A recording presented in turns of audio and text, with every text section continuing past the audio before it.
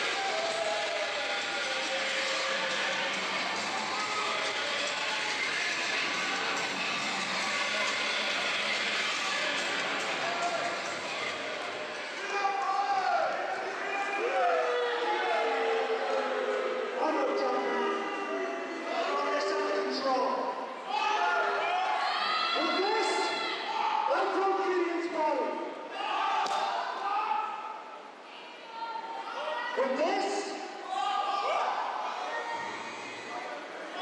I broken spirit. Tonight, I break the man.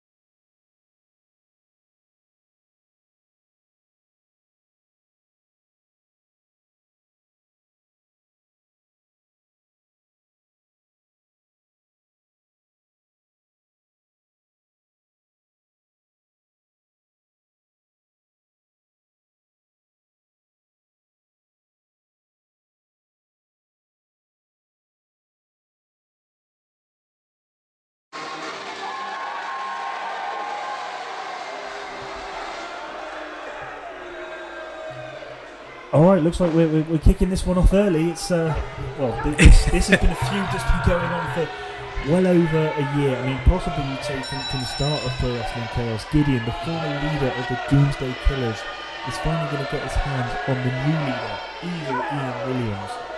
And it looks now that, you know, Ian Williams possibly taking a shortcut here to try to get the advantage on Gideon, but not sure how wise that'll be with somebody like Gideon, who's himself an 18-year veteran in the ring. But I mean, Williams doesn't want to waste any time. He needs to get a beat. Oh, what a suicide dive there, taking out Kilbane at the ringside.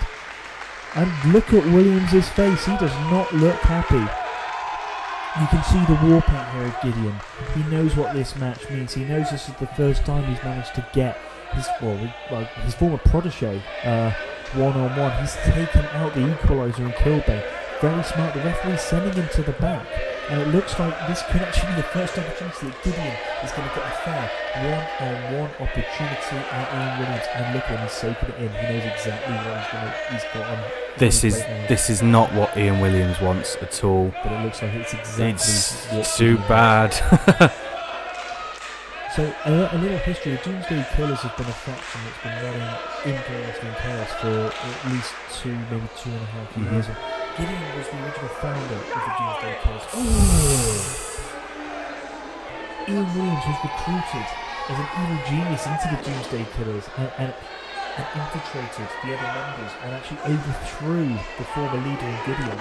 And since then, Gideon has been just on a rampage trying to get revenge on everyone that has done him wrong. And tonight he's looking to exact that revenge, but as I said earlier, Ian Williams, he's a smart man. He knows how to take opportunities, and it looks like he's certainly doing it here. How is Ian Williams going to do without his insurance policy of Kilbane at ringside? Well, normally I'd say for less than he might be in trouble, but I mean, Ian Williams, he's one of the smartest men I know. He is. Don't get me wrong, he's a smarmy weasel, but he's very smart. I mean, he's clearly getting size in this match. But he's still getting the best of Gideon, which, like you say, for the smaller man, isn't something Gideon necessarily expected. No, but I guess it's that case of, has Gideon taught Ian Williams everything that Ian knows, or everything that Gideon knows? You'd hope he's taught him not everything that he knows, because if he has, he could be in a world of trouble. So, anyway, I've seen relatively basic manoeuvring at this point. It's been mostly strikes, but this is smart. It's going to a front face lock here, almost a guillotine, trying to cut off the oxygen supply to Gideon.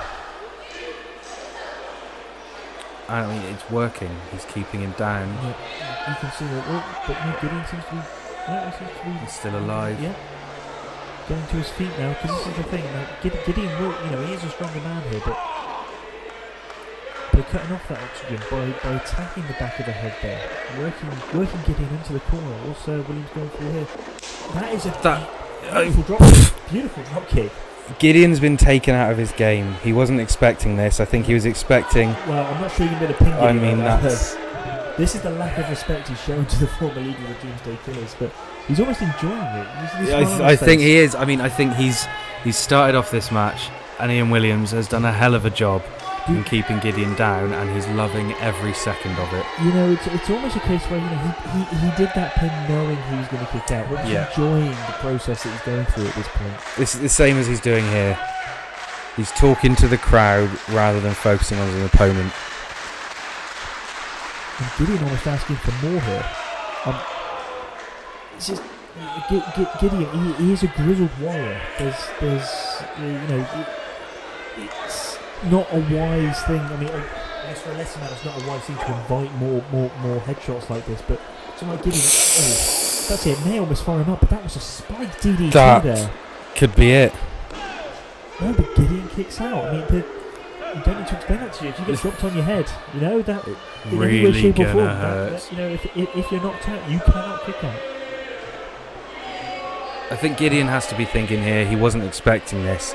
He thought he'd come in, keep an eye on Kilbane, but on the whole, just beat Ian Williams, and that is not what's happening at all. This is the thing about Ian. It looks like he's not necessarily the bigger man, but a lot of height on that elbow. The higher you get, gravity, just natural physics. You're going to get heavier the higher you can get, and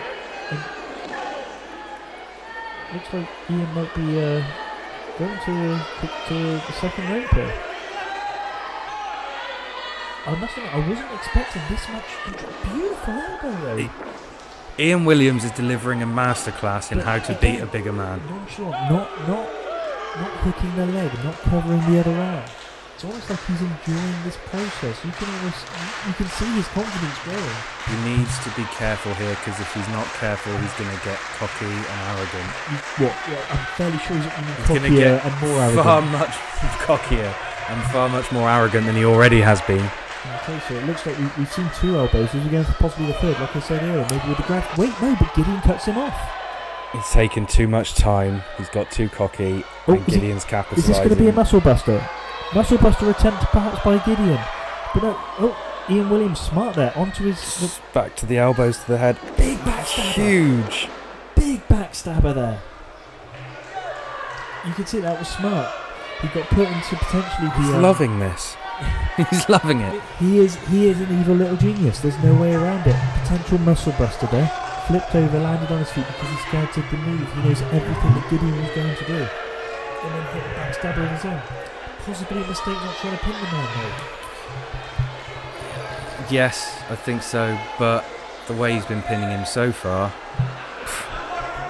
He wants to... Wait, he doesn't. Wait, I'm not sure he's realised... This isn't going to be good. This isn't going to go well. I mean, just lifting him up with ease there. Nice big gorilla press. I think Gideon's had just about enough. Landing on his massive nose there. What's Gideon going for here? Oh, suplex there, lovely, onto the rope, front suplex there. Where like, is he going? It looks like he's hung up to dry. Gideon going up to the top now. What's he going for? Firmly controlled, big knee. Huge knee. Ian Williams could be out. Gideon's loving every second of this. Going for the pin now. No, but a kick out of 2. Now, at least in fairness to Gideon, he is trying to get the win. He is trying to put this to bed. I think Gideon's as frustrated with this feud as he is trying to get his hands on his opponent as he is to beating him. And you can understand that. This has been going on for a very long time. But there's a lovely gut shot there from Ian Williams. A big a spear of sorts. Beautiful. Oh, almost got him there, but a close 2 count there. But Gideon managed to kick out. Ian Williams now not perhaps looking quite as confident as he was earlier in this contest. Seems to be in some pain, as does his opponent. I think that huge gorilla press from Gideon took the wind out of him. I'm not surprised, but again, not hooking the legs. Not hooking. I was praising Ian earlier for how smart he was, but in some aspects, perhaps his ego's getting the better of him. Does he actually want to beat Gideon? Because he's not portraying the kind of actions I would expect. I'd be hooking the leg. I'd be trying to get as much pressure on the shoulders as possible. I think he wants to beat Gideon in as cocky way as he can, and if he can do that by lying back and casually pinning him. Are you suggesting maybe he's trying to humiliate Gideon? I think so. As much as he is trying to beat him. You can see from the look on his face, he doesn't just want to win. He wants to win in his style, so people remember him. I mean, there's a couple of chops, but I mean, the one person you don't want to anger with chops is Gideon, because he's got one of the hardest chops in wrestling. And I think he's just done it. Yes, this may not be wise. Ian. Good God! Have you heard thunderclap before? Because that's what we're hearing right now. Oh my lord! Wait, is that what's it taking? It looks like he's getting him up for a muscle buster. Here it comes. One-handed muscle buster. Boom! That has got to be it. Gideon knows it's job done now. Here he goes now. 1, 2, and he's back, and he's dragged Ian Williams out the ring, and no, he seems to be. I'm not sure.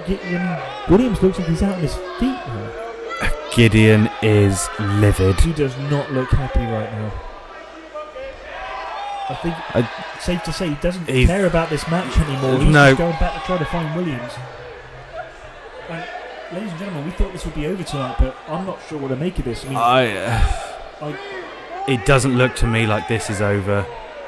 The ref's got no choice but to count. It's going to be I assume unless anyone's going to make it back. I mean, it's essentially going to be a count out. He's already got to 6. I mean, who knows where those guys are? They could be anywhere in the building at this point. They could be outside the building. To be honest, if I'm Williams, I want to be out of the building. I want to be in the car. If I'm Williams, I'm on my way to the airport. Yeah, and ref's called it.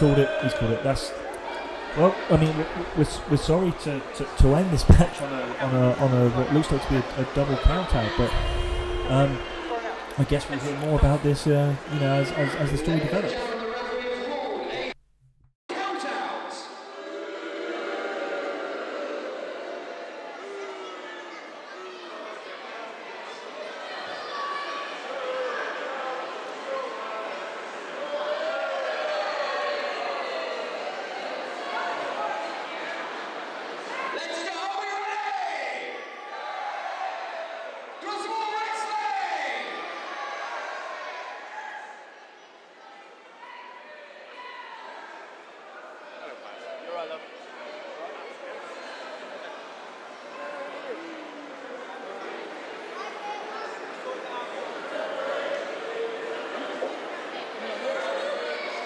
Ladies and gentlemen, the following contest is scheduled for one fall.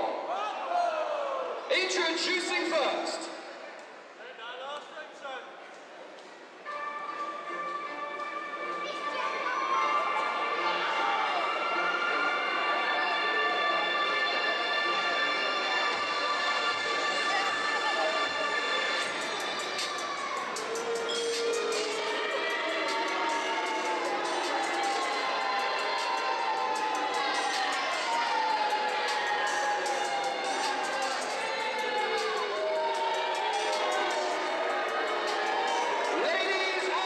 gentlemen, making his way to the ring, accompanied by Pariah Khan. He weighs in at 216 pounds from parts unknown. Plagiarism through that match. He does not own the copyright for that design.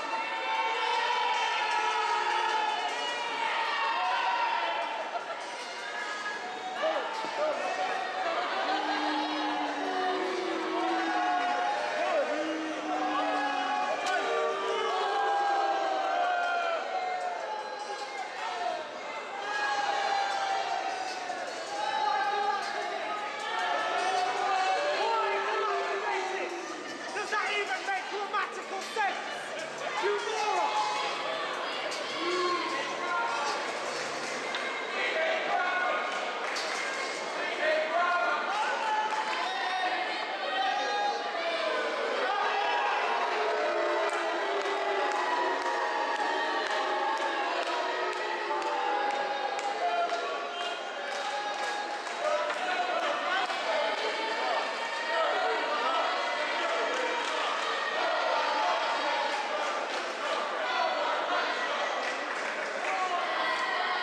And introducing his opponent for this evening,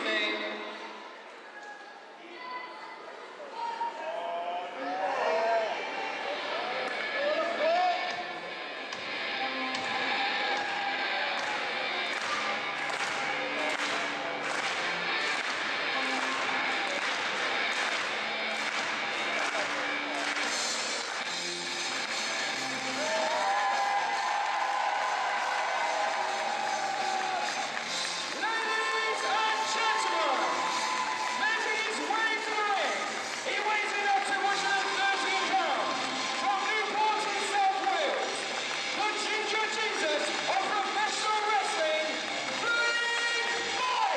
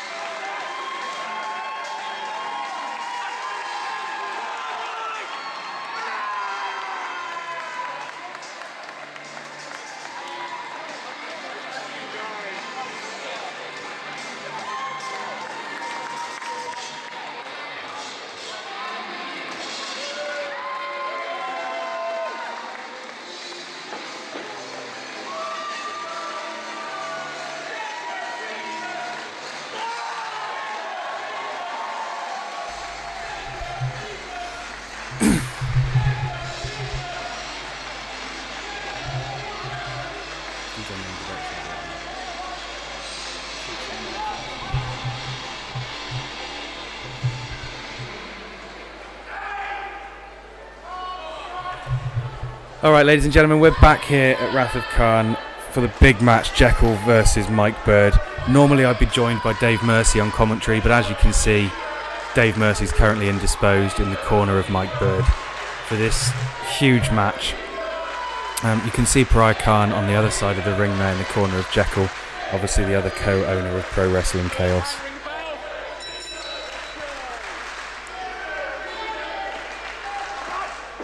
Mike Bird, in typical fashion, is already trying to get into the head of Jekyll, and Jekyll's having absolutely none of it.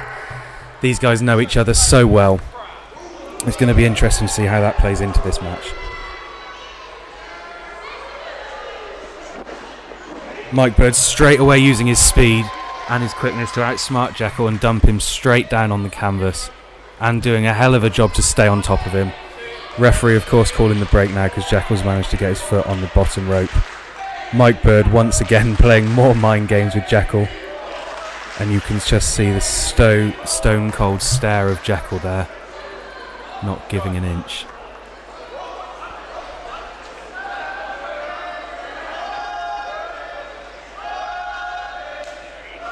Straight into a collar and elbow type, and Mike Bird again using his quickness to get behind.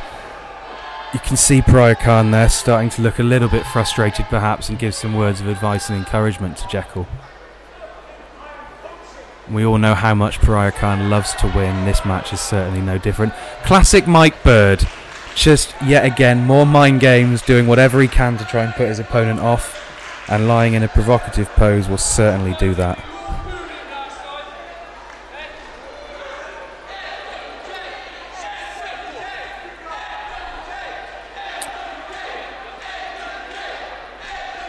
He's going to get the best of this exchange. Jekyll learnt his lesson, and instead of letting Mike Bird go behind, he's going to give him a knee straight to the gut. And Bird with a poke to the eyes. Jekyll's taken a breather from the ring. He's perhaps been bested so far in the match. He needs to take a minute, catch his breath. Mike Bird's not going to give it to him with that huge dive, taking Jekyll down to the floor into the entranceway. And Mike Bird is loving it, as are all of the fans in attendance, as is Dave Mercy. Bird's picking him up around the side. Where's he going to take him here? Vicious chops right against the barrier. Some of the fans have been splattered with sweat and all sorts coming off of Jekyll after that chop. And another huge chop, giving some more to another side of the crowd here. And one more for good measure. Jekyll's chest must be throbbing. Bird's not giving him an inch here. Bird is constantly on top of him, doing everything he can to take Jekyll out of his game. Jekyll's obviously going to want to take the benefit of the slower pace.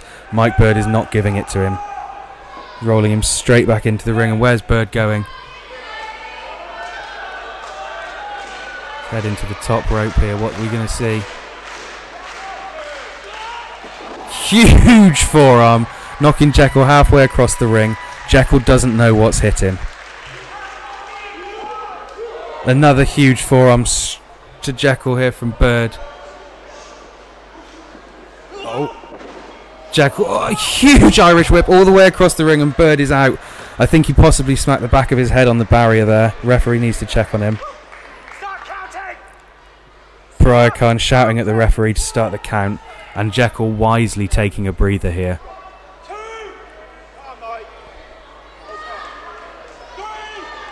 Mike Bird is moving and shaking it off.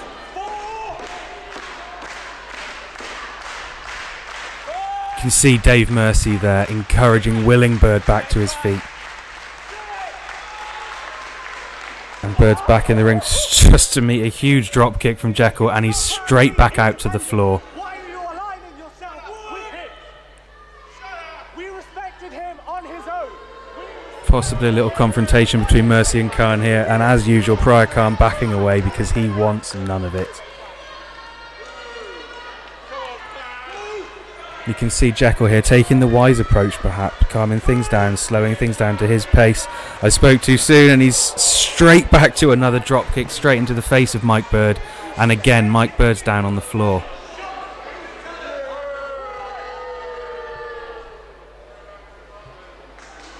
Pariah Khan looks incredibly pleased with himself here, as does Jekyll, although not perhaps pleased with the referee. Bird struggling to get back to his feet here. You can still see Dave Mercy trying to will the crowd into getting Bird back to his feet, into helping him to use the chants from the crowd. And he's back up, and he just manages to break the count. But again, Jekyll meets him right at the ropes, and he is stomping him. Huge suplex from Jekyll, and straight into the cover, not hooking the leg, which perhaps he should have, because Bird's managed to kick out at 2. Another huge suplex, and once again back to the cover to get Mike Bird to use that energy to try and kick out.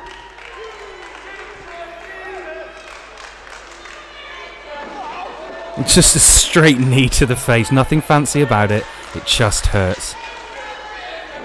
And again, another knee to the face. It's 4 or 5 times now Mike Bird's been kicked in the face in one form or another, and again he's having to kick out to get his shoulder off the mat, using up more and more energy. Now Jekyll just choking Mike Bird, trying anything and everything he can to keep the lighter man down. Dave Mercy perhaps had enough of Pariah Khan's shouting and taunting now. Mike Bird is struggling to get back to his feet because Jekyll's knocking him back down at every single opportunity. Jekyll's now managed to slow the pace right down to something that suits him a lot more than it does the faster Mike Bird.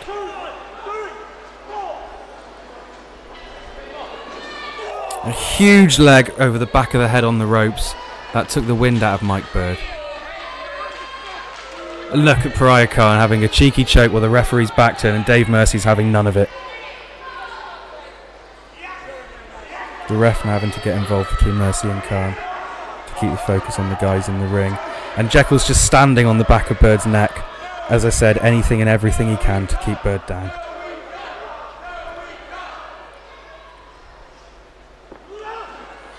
Still fight left in Bird, and oh, there was.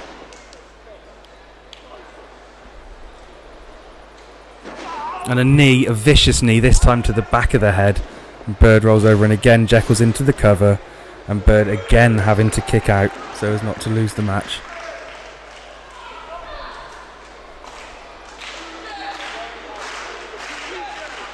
Jekyll having some crosswords now with Mercy, and Mercy, being him, is not going to back down from a challenge.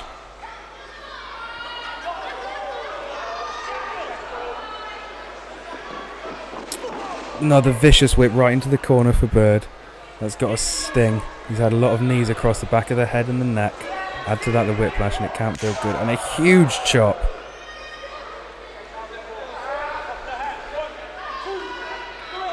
Bird now fighting back, but Jekyll was just a huge punch. And another chop. You can see the pain etched into Mike Bird's face. It's doing him no favours. And another vicious Irish whip. Jekyll is on fire now. Oh! Mike Bird could be out.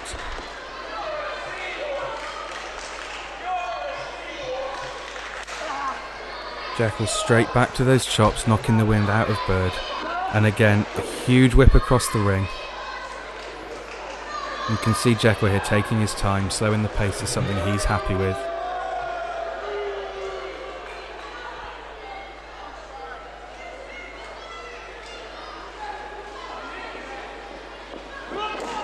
Perhaps waited too long, trying to slow the pace down too much, giving Mike Bird enough time to get back to his feet with a huge clothesline.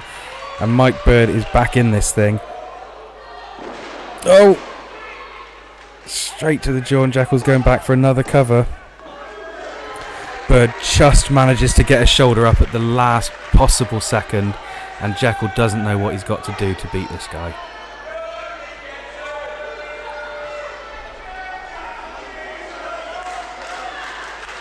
Bird now struggling to get back to his feet. Jekyll waiting for him. And a huge enziguri to the back of the head, and Bird is down again and possibly out. Jekyll now crawl into the cover. 1, 2, and Bird just kicks out.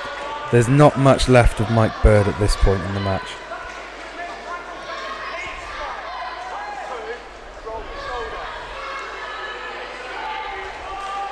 Bird now using the ropes to get back to his feet. You can see the look on Jekyll's face. He wants this to be done. He's got him up.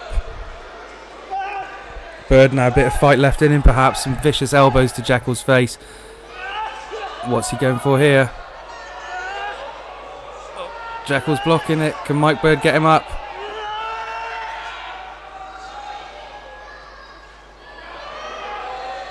A huge slam. That has to be it. 1, 2. Oh, Mike Bird, not even a kick out at that point. He's just lifting his shoulder up. You can see from Jekyll there, he doesn't know what he's got to do to keep Bird down. The frustration's starting to show.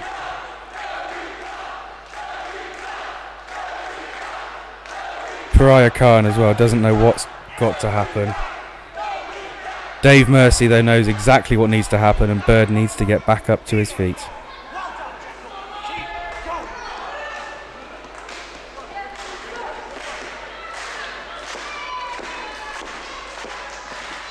You can see Mercy here trying to get the fans behind Bird, get them to rally behind him.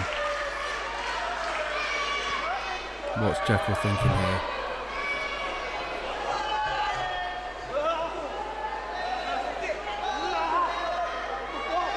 Still some fight left in Bird, but now some vicious headbutts.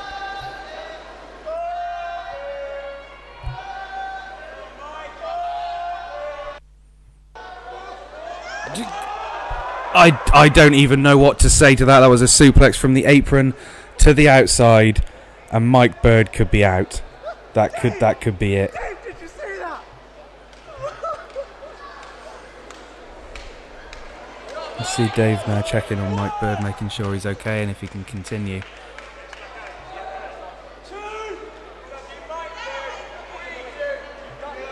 Ryan trying to push Jekyll back into the ring so the referee can start the count. Dave Mercy does not look happy.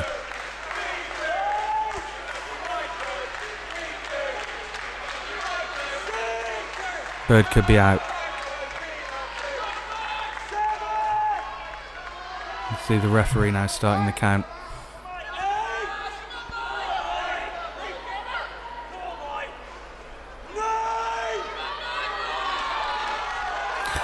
Mike Bird just making it in before the count of 10, and you can see from the look on Jekyll's face he doesn't know what he needs to do to keep this man down.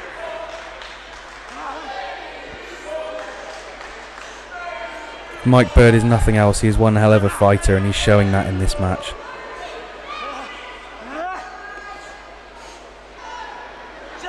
Crawling across the ring, crawling back to his feet, begging Jekyll for more, and here comes Mike Bird. Huge elbows and forearms to Jekyll. And a huge running forearm. A huge back elbow. Here comes Mike Bird. He's got Jekyll down. What comes next? Where does Mike Bird go from here?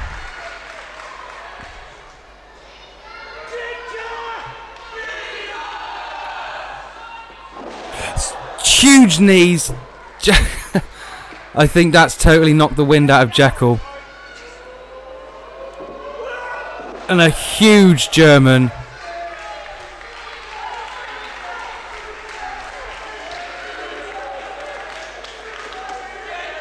Mike Bird now taking a second to get himself back together.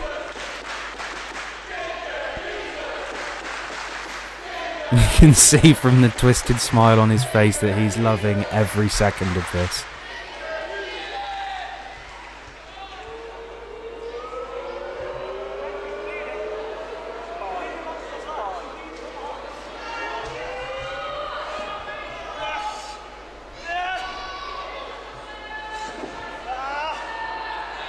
Jekyll just collapses down, possibly a really intelligent way to block that hold of Bird's.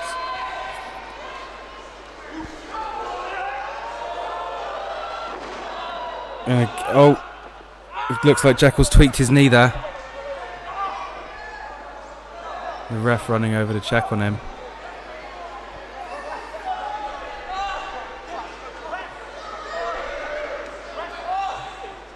The referee now keeping Bird away. He's obviously concerned about something that's going on with Jekyll here. It looked like he tweaked that knee awfully when he came off of Bird's shoulder in an attempt to block that potential powerbomb.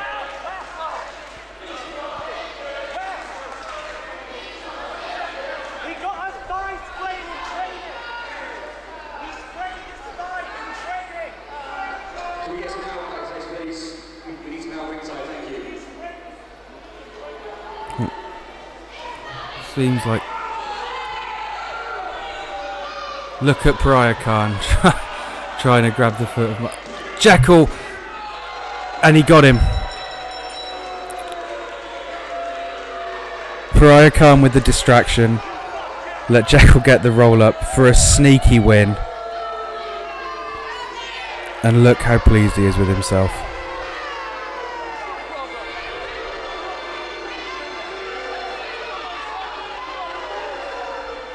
Dave Mercy is livid, and rightfully so. Jekyll's feigned an injury. Pariah Khan's distracted Mike Bird, and look how pleased they are with themselves.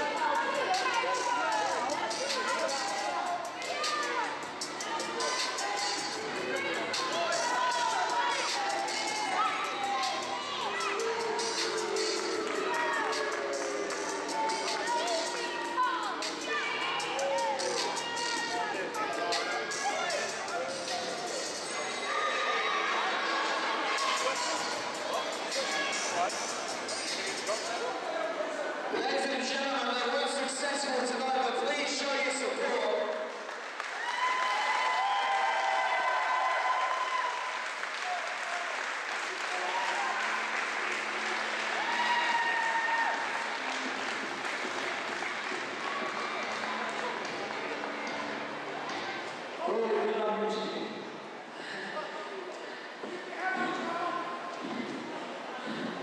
You want to know why people call me Jesus? Simply because you said I came here 3 years ago. I was wandering in the wilderness. I didn't know where I was going or where I was going. I came to pro wrestling chaos to be reborn.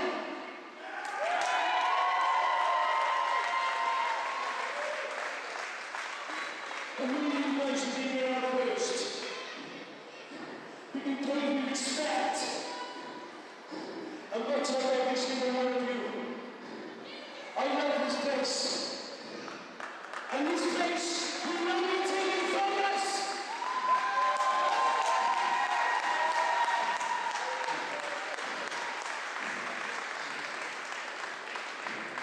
You think that's it, right? You think that's it? This is just the beginning.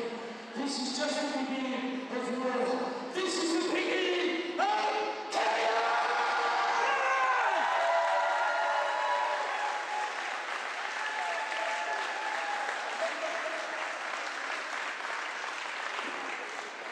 Ladies and gentlemen, please show your support. Representing the NWK, Flying Mike Boar!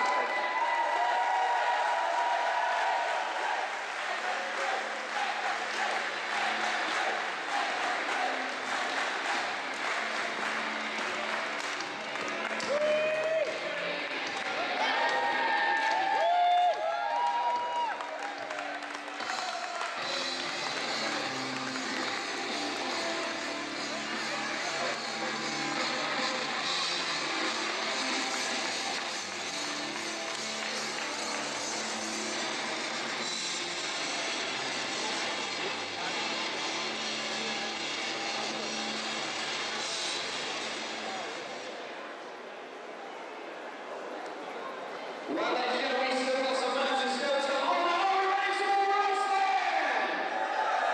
I finally makes the one ready! The following contest is scheduled for one fall. Introducing first.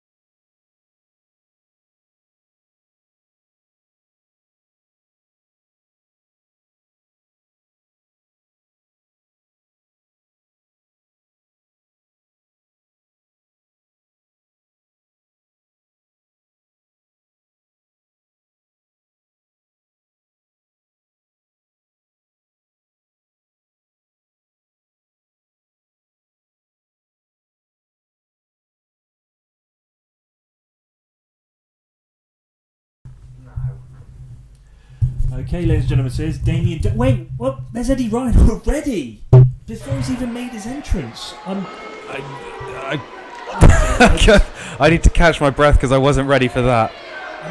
So a bit of background, ladies and gentlemen. I mean, Eddie Ryan, formerly I guess known as the English Lion, Eddie Ryan, hasn't been seen at Pro Wrestling Hell since Heir to the Throne in the Money in the Bank, the Money in the Bank style match, the Heir to the Throne briefcase match, where during the match he took a vicious shot to the face with a ladder, and he just, I'm just going to put it as I see it, he has not been well, and I don't mean physically, since that point, and it's always been a new state of mind for Eddie Ryan, and clearly by coming out and trying to cut off Damian, I should say, at the start, but beautiful there, heads of a takeover from Damian Dunne, who clearly was caught off guard, but was trying to get the stride back against the aggression here in Eddie Ryan.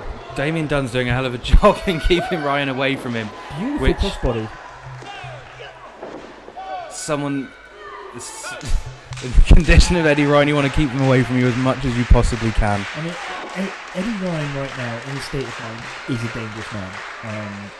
There's no way to call it. I mean, as you already pointed out, he's a physical specimen. He's a strong, agile man. He's a hell of an athlete. Wait, they're almost going for his... Looks like he was going for a springboard... Ooh! Eddie Ryan just threw him across the ring. He just threw him. I mean, if the camera can just get a shot potentially of Eddie Ryan's eyes at the minute. I mean, I've been backstage with Eddie during in the build up to the show, and he's wide-eyed. That's the only way to say it. You can see right there. Yeah. There's no one home. He's not talking a lot. You speak to him backstage. He's not saying a lot. There's something going on there, and I don't know what it is. And it's uncomfortable to watch, unfortunately. I mean, it's a shame, really, but it looks like when he took the ladder to the face back in April. It looks like that's affected him far more than anyone's saying. And just a huge suplex. You can see after each time he hits one of these suplexes, he's just sitting up, just looking at the crowd. You can see it, not focusing on his opponent. It's almost like they're affecting him more so in terms of than his opponent. I mean, I'm really sorry, but I mean, we don't know what to make of this at this point. We're not sure what's going on in Eddie's... ripping his face. And we will try to get some words with Eddie later on tonight, hopefully after this match, to try to find out where he's been since April.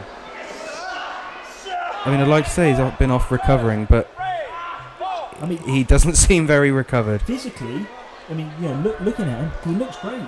There is something wrong with Eddie Ryan. Something has changed inside of Eddie Ryan since Heir to the Throne. You can see the way he's staring at the fan. I mean, look, there's malice in his eyes. Is it what they call 100-yard stare in terms of, it's vacant, but at the same time incredibly intense. No, huge boot. If I'm a fan sat in the front row at this point, I would be doing anything and everything I could to avoid eye contact with that man. I mean, we saw in a recent video, he's blaming the fans for the injury, which is ridiculous. But it is. There has to be something not right with him since taking that injury. I'm not an expert. I'm not great when it comes to sort of psychological things in terms of that. But the guy clearly needs some help. Yeah. I mean, we can say he's spending a lot of time staring. I mean, look at what is that? I don't know. I wish I could tell you. But despite that, he is still punishing Damian Dunne. It's almost like he's using Damian Dunne as a representative of the fans. If there's somewhere you don't want Eddie Ryan, it's to be on the outside of the ring and amongst those fans. Yeah. So let's hope Damian gets back in the ring. Damian, to be fair to him, he's doing all he can here, but he is giving up size and height advantage against this. But he's a top performer in his own right, is Damian Dunne. He's holding his own against the. Ooh! Looking like he was trying to go for a float over there, perhaps for a sunset flip, but he caught him, just almost dropped on the back of his head there. And did you see that then with the lateral press? He's on top of him, but at the same time not looking at his opponent, not looking at the referee, looking out to the fans. Again, just looking around. I don't think he's looked at his opponent once during this match. I don't think he has. I almost feel uncomfortable watching this at this point. Oh, that's a huge jump, and he's kept the waist. And he's still staring at the fans. Trying to grab for the ropes. Oh, another one! You saw the camera shake there with the impact of that German there. Damien, like clearly trying to hold in the back of his head, desperately trying to get the ropes. Ooh. He's just bent in half. And the referee trying to check on Damien there. And Eddie Ryan straight back to the fans.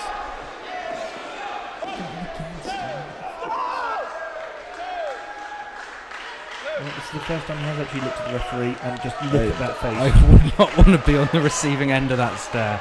I mean, luckily we're the safety back here. You know, we can. You know, luckily we're not within earshot of Eddie Ryan right now, because just looking at this sort of performance is. I don't think he's in ring performance. I can't stop staring at his stare. If that makes sense. It does. What's this? That's almost Damien Dunne, perhaps out of desperation. That was a nice jawbreaker there. Come on, Damien. Let's see what you can do. It's a nice forearms there. Building up some momentum there, Damien. Off the ropes. Nice. It takes the bigger man down. This is what Damien needs. Get the pace up, get the speed back to where he wants it to be. Big knee, lovely huge enziguri. Damien Dunne perhaps getting fired up by the fans now. Ooh, and that's a big boot there from Eddie Ryan. Ryan attempt. A big German of his own. Beautiful there. Look at the fire from Damien Dunne. Feeding off his energy from the crowd. The complete opposite from Eddie Ryan. Big spear. Huge spear, and he's going to cover him. Is that it? Oh, Eddie Ryan kicks out. Damien can't believe it. So I guess this is the difference between Damien and Eddie, though. He's trying to feed off his energy in a positive way. He's trying to use the energy from the crowd to actually help him in this match. The complete opposite to Eddie Ryan. It looks like Eddie's despising any noise the crowd are making here. Oh, here's that springboard. Huge uppercut. Going for a springboard code breaker, but just got caught there in the forearm to the throat. Eddie going for maybe a super.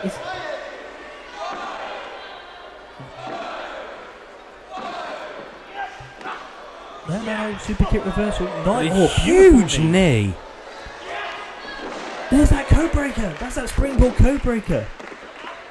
Then Eddie wisely perhaps rolling out for a breather. Damien Dunne possibly would have had the 3 count there, but Eddie on the outside, but still making eye contact with those fans, as you see. I'm not sure. We've got the barriers here, but that's not. They're not going to hold Eddie Ryan. Damien Dunne wisely perhaps getting Eddie back in the ring for the fans. Ooh, huge kick to the side of Damien Dunne's face. Oh, that was like a vicious super kick. What? That's a choke. Is that a choke? Oh, wait, he's tapping. He's tapping. I'm not even sure what you call that. But it's vicious is what I would call it. That's. He's talking the neck and the arm there. Damien Dunne's clearly tapped out. This match is over. But the referee's trying to release the hold. And Eddie Ryan doesn't want to let that hold go, and no one's going to make him. The referee just physically forcing him there. He's finally released the hold. I mean, Damien's potentially in trouble here. What is wrong with Eddie Ryan?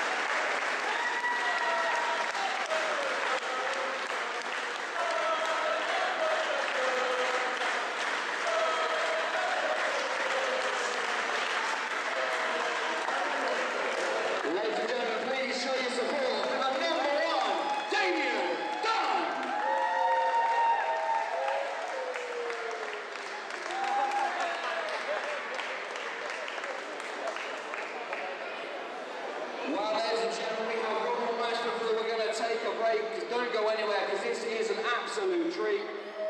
It's going to be fast, it's going to be furious. It is, of course, the six-man tag. And ladies and gentlemen, because it's going to be so fast and furious, we're going to be contesting this under Lucha rules. That simply means if a legal man leaves the ring, his tag partner can come in. That's all that is, it's simple. Ladies and gentlemen, are we ready? I said, are we ready? The following contest is scheduled for 1 fall.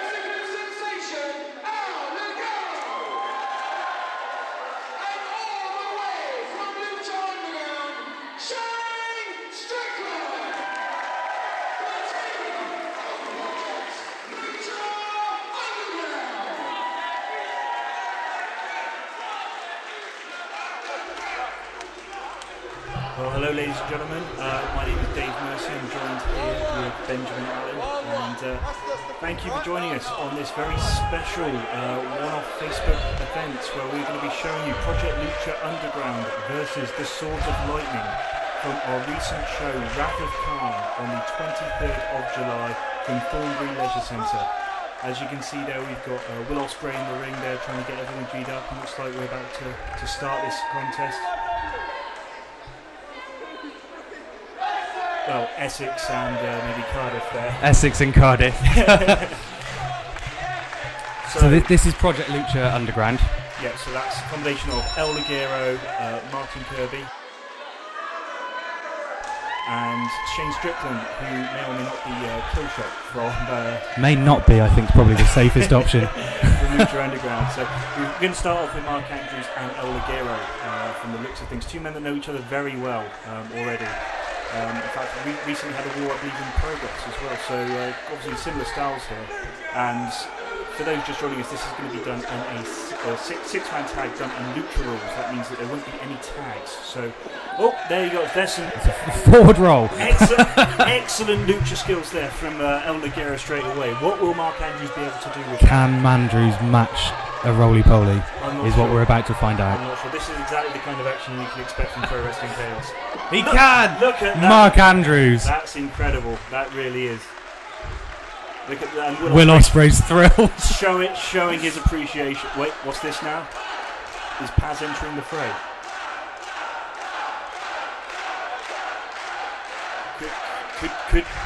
What's going on? The ref matched it. Oh my God, look at that. Look at that. Phenomenal stuff there from Paz.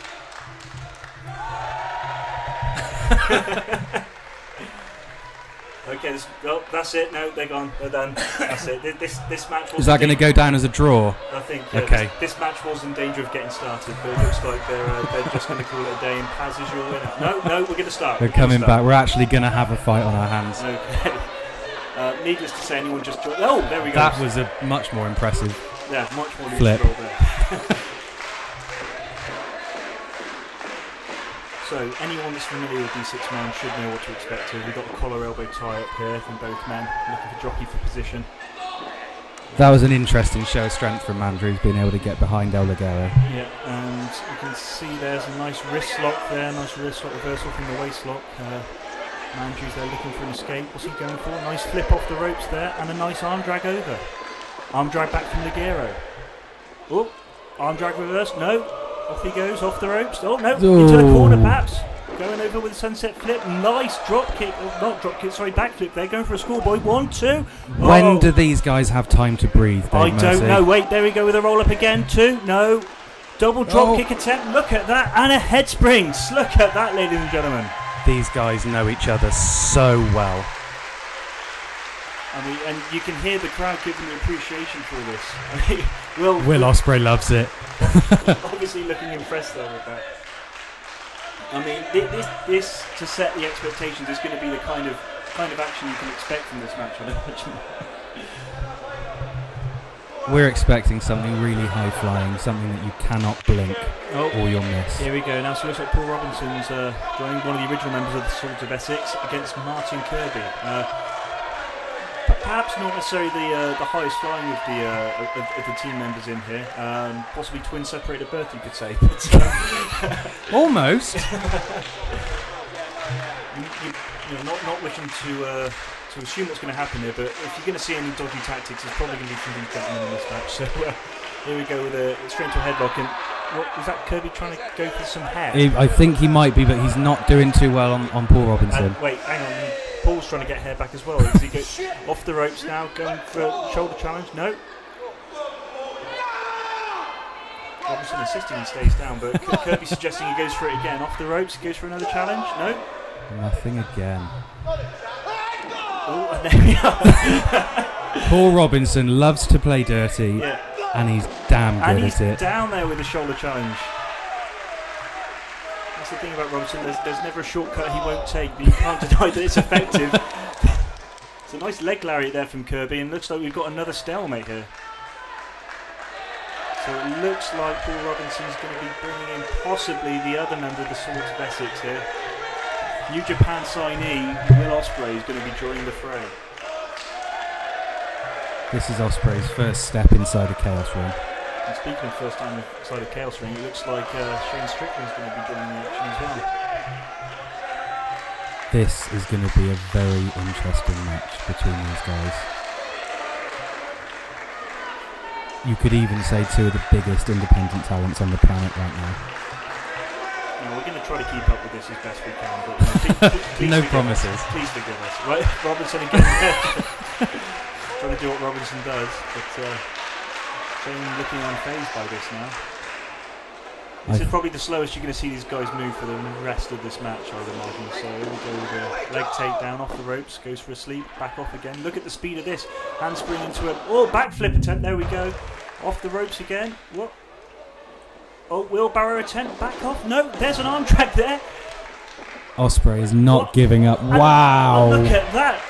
That was another arm drag attempt there off the ropes. What are we going for here? Over with the leg, what? And then into a handspring, and you didn't even know what to call that, Dave Mercy. I didn't. Oh, beautiful head takedown there, nearly taking out the cameraman. Wonderful drop kick as well. What's Shane going for now? Off the ropes, possibly for a dive, and that he just handspring landed on his feet beautiful. there. Wait, there's a fake out there. And look at that, ladies and gentlemen. You can hear the appreciation from the crowd. These are the matches that define why people call wrestling an art form. That was a phenomenal sequence there, and Shane there still, clearly trying to keep it together there. Doesn't appear to be phased. Does Will Ospreay? Looks like these two men are clearly still feeling each other out there, but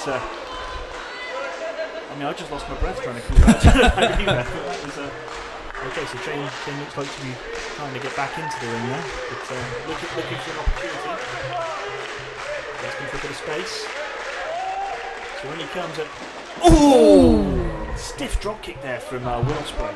Ospreay doesn't miss a step. No, he doesn't. And then oh, there's a chop. That winded him. I can tell you from experience that they hurt, okay? I'm glad I don't have any experience. No, there is a... It's a simple but effective move, chopping the man in the lungs to into the corner. Slam attempt there, into a waist lock, nice elbow. Simple but effective from Shane. Okay, off the ropes. Goes for a clothesline duck under. Oh! That can't be bit pleasant. Of foreshadowing there, and here comes Lucha Underground there. Now, what looked like happened is Will Ospreay was going for another handspring attempt, but one time too many. Yes, perhaps. Robinson is not happy. I don't think Robinson's ever happy. No, I don't get that impression. Okay, well, it's clearly some choking there, but within the 5 count. So Shane, obviously a veteran, knowing exactly what he's doing, using every part of the ring there. And some classic tag action, cutting the ring in half, if you will, by taking it back to his team members and bringing Ligero in, and then Kirby in with some quick tags. What they're going for here, so running off with a double team perhaps. Elbow to the gut, nice kick, leg sweep. Oh, and a lovely drop kick there. That is some fast tag team action that you would expect. I was going to ask you what their strategy should be to try and win this match, but I think they've just done the talking for you.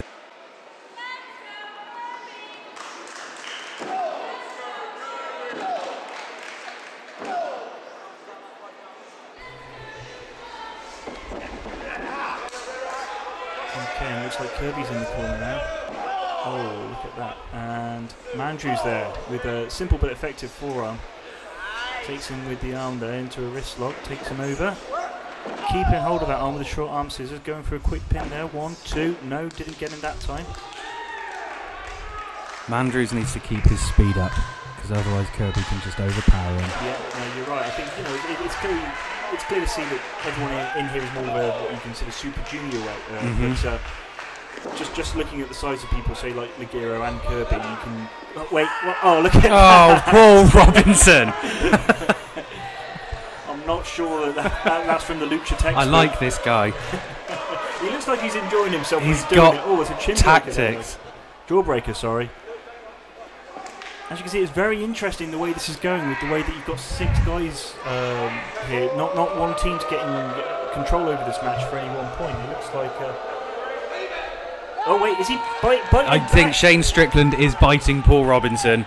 That is a first, and you're not going to see that anywhere else. What's is good for the gander. Yep, Is that the I think so. Yeah. Scotty Essex isn't happy. No. Okay. Oh, wait. That looks What's he going for? Almost. just to punch him in the throat is what he's going for. It works. See, this is Shane. Gotta say, the interesting thing with Shane Strickland, he seems to be taking his time. But again, look at that. That's what I was saying earlier. When you've got 6 guys in it, there's not a lot of time to work over an opponent. There's always going to be, if there's an opportunity to get that tag, get somebody else in, they're going to use it. And even though this hasn't necessarily been so high flying just yet, you can see how quick the tags have been, how quick the action's been within the ring. Again, see, no wasted motion. Do a few moves there, nice slam, try to work down the opponent, get marking, get Andrews in. You need the time to breathe. You need to tag yourself out so you can breathe, so you can keep up with the guys on the other team. See, in most cases, you say it's a marathon, not a sprint, but in this sort of scenario, it's like a lot of quick sprints, you'd imagine. Oh, into the corner there, Shane with a nice forearm there. What's he going for here? What's this? Oh! Beautiful, not quite a drop kick, but just a well-placed boot to the side really of the good head. boot. That was beautiful. There we go. Now 1, 2. I mean, it's simple, but I mean, you know, if you kick a man in the head, It's going to do something. If you can render a man unconscious, I mean, you'd imagine this is smart work. You know, he's worked on the head. Shane's now trying to stop the oxygen to Madrid's brain. Effectively, that's what you're doing. You're trying to stop the pulse. It's not a choke, but getting that working on the pulse from the side of each side of the head. That is going to wear a man down. How is this going to affect Mandrews psychologically? Is this going to subconsciously slow him down, make him think he can't get that tag? Well, I don't know. I mean, at the minute, this is probably the slowest we've seen this match so far. But Mandrews is fighting out again. Like I said, it's only been 1 or 2 minutes. But you can see, I mean, these guys have been in these sort of matches one-on-one a lot, so this isn't going to be foreign territory for how they're wrestling this particular match. I mean, you can see Shane how relaxed he is, but as I say that, Mark with a return elbow there. And a big boot. Mark desperately needs to make a tag. What's he going for? Beautiful moonsault pass. What's it into a yes! DDT? Look at that. Spiking him right on his head there. Now this could be the window that Mandrews needs. He really needs an opening to get across the ring and tag in Robinson or Ospreay. You can see Scotty Essex there trying to G up the crowd, trying to get the crowd on side here. I mean, I'm not quite sure who the fan favourite is here because it seems like it's a 50-50 split. I think it's impossible to choose. So who's going to be? Looks like Andrews now getting to the Ospreay tag. wants the tag. Is it going to be Ospreay? Yes, it is. In comes Ospreay. House of Fire from Ospreay. There's a nice shoulder check there. Nice elbow there onto Ligero. Ospreay's taking out everybody. There's another chop from him. There he goes. He's G'ing the crowd up. Here he goes for a big chop. Look at that. That's the New Japan influence there. Surely. There's Kirby there. And he gets a taste of it. Look at it. Look at it there. And El Ligero. Look at that. Ligero trying to get out. Kirby having none of it. Okay, back into the corner. Oh, I'm getting tired just watching this. Everybody's getting one more for Shane. Oh, but look at that. You've got Project Lucha. They're getting. Oh, look at How can you keep up with somebody like Will Ospreay? The guy doesn't stop moving. Look at that. It did. Shane Strickland's head into the corner, kicking the corner post, and then off he comes with a forearm. Huge forearm. And a shooting star press. 1, 2, has he got it? Oh, Kirby saves. Kirby breaks it up. Robinson back in. It looks like these two are being paired up again. What are they going to do? Out he goes. Out. And that's Kirby to the outside. Are we going to see possibly some Lucha now? What are we going to... No. What's he... You can't teach that. Again. Poor Robinson again. Oh! Drop kick to the back of Ligero. Oh, sorry. Ligero to the back of Robinson, I should say. Out goes Ligero's out. Taking out Everybody's everyone. down. This is what you expect in a 6-man Lucha match. Oh, Mandrews is back up now. He's been worked over before, but what's he going to go for now? Beautiful plancha, landing on his feet. And again, trying to cheer the crowd up, trying to get them behind I'm not the sure Swords of he's Essex. Strickland, Strickland looks like he's going to be going for something now. Off he comes, off the ropes. And there's a dive from Strickland. Again, landing on his feet. There's no padding outside that ring, Dave. That's just a solid wooden floor. The only padding you're getting is landing on somebody else there. Which is good for you, not for the somebody else. Not necessarily. Looks like, but there's only one man left, and that man is the best of the Super Juniors, Will Ospreay.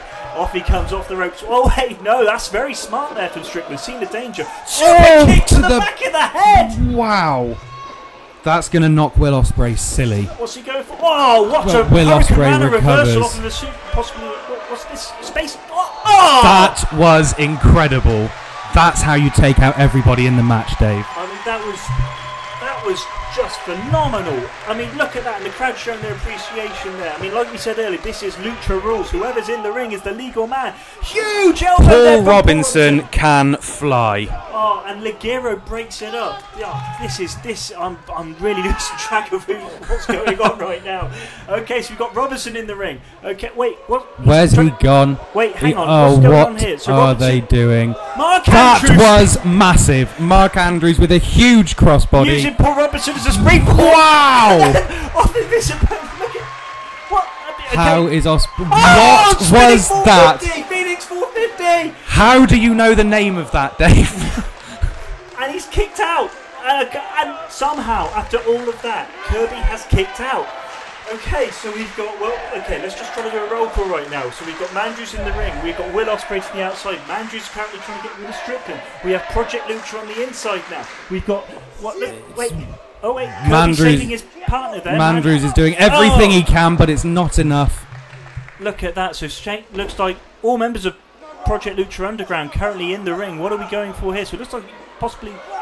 Oh, what a lung buster there. That's smart from Ligero, getting him into a tight package there and still kicking out. Again, Mark Andrews badly needs a tag, I know you, and he's got nowhere to go. I know you can't see Ligero's face, but trust me, he is shocked right now. That was... Okay, so Mandrews into the corner perhaps. Wait, no, there's Robinson. Lovely. Wait, double crossbody attempt there, but caught. What are they going for now? Wait, put him down. Off the ropes perhaps. Off he comes. Big. Oh! Simple but effective forearm into it. Ospreay just saving it. Ospreay, that's smart from Ospreay in a way, because he's been on the outside for a good 5 minutes there, so he had to collect himself, see what was going on, save his partner, but looks to be in trouble himself now. So there's Kirby now with a slam, and are we? I think Kirby's had enough. He wants the match. He has just called for the greatest move in professional wrestling, the Zoidberg elbow. Look at him go there. Wait. Ospreay's up. Hurricane Rana! Wow! How do you learn to do that? Oh, what a kick to the back of the... What a kick again! Oh, what a kick! Feet Double flying. super kick attempt, both men are... Oh! I'm just going to keep the kicks at this point. There's another kick somewhere. Ospreay, wait, what's he going for? Another kick! Insecurity to the back of the head. And single man was Spanish fly. poetry. Every man is down. That was insane. I mean, what? There is one word to describe this match, Dave. Chaos. I see what you did there. Thank you. I see what you did. I'm almost glad they're all down just so we can try to collect our thoughts. I mean, there was... I think the fans cannot collect their thoughts. Look at them. That was... okay, so we've got... So it looks like Mandrews and Kirby. With Kirby, with a forearm attempt from Kirby, hitting it. Mandrews back with one. Looks like they're going to go back and forth now. Perhaps realising that this isn't going to be won with a Lucha contest. This has to be won with some basic punching people in the face. It's simple, it's effective, and it really hurts. Wait, but Robinson's saving his partner there and giving a forearm back. And Robinson off now. And wait, Strickland in. I didn't even see him come in there. But there's Will. Will's going for it. There we are. And he's blocked that attempt. And Will off the ropes. And wait, Ligero stopping him. Oh, it'll be every... Wait, this is what you call Japanese fighting spirit here. This is where you no one is backing down. Oh, look at this. Everybody's throwing punches at everybody. This is wrestling. I think the safest thing Paz can do is just stand up the way. Kicks everywhere. Ospreay going off for the for the cut. No, into the corner there. Oh, what a drop kick there. Okay, now Ospreay could be in trouble now. Ligero I don't even know what you call that. I don't know. Wait, are we going for Kirby's going for the Sable Bomb, but wait, he's not hit. What's he doing? Oh! Double stomp into a power Ospreay's bomb. out. Ospreay's out. Where did Mandrews come from there? I don't know. That was a life-saving stop there. That match was over as far Will Ospreay is out. There's no way you can take that and not be unconscious at the end of it. That was a power bomb with a double stomp. That was... These guys have the resilience of Spartans. I just don't. Okay, so what are we going for here? So they're going for some suplex attempts here into each other. But wait, hang on. Reverse stunners! Wow! Triple stunners! The swords of lightning are so in sync with each other. It's scary. Andrews Ospreay, one look at them go! Dives in stereo there. What a kick! Wow! Well, how many rotations was there? Like 3 rotations? Wait, is he going for the springboard cutter? Beautiful Beautiful springboard cutter! He's down now. Mandrews is going up to the top. Shooting star Picture press! perfect shooting star press from Mandrews. Can anybody save? And that's it. That's it, ladies and gentlemen. The Swords of Lightning just winning that match. I think I speak for everyone watching that to say that the real winners there were the fans. Because I'm sweating from talking about that match. I'm sorry if we didn't do that justice trying to keep up with that, but that was a very tough match to call. That was incredible. I mean,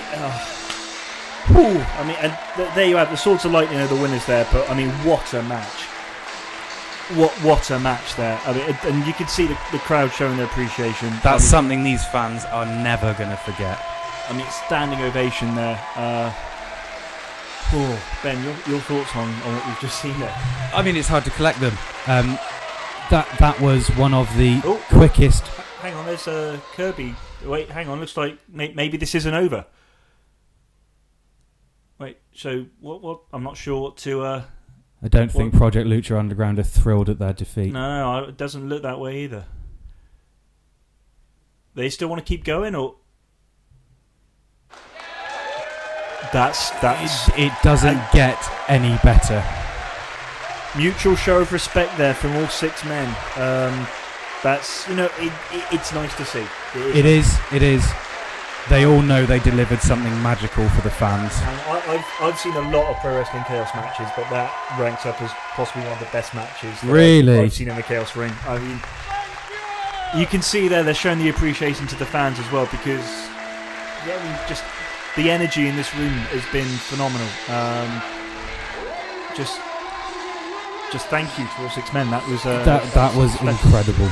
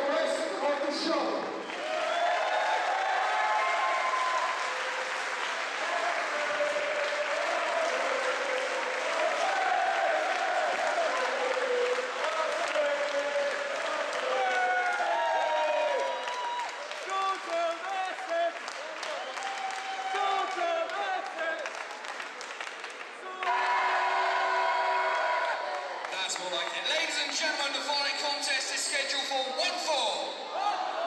And it's the King of Chaos Championship. Introducing first,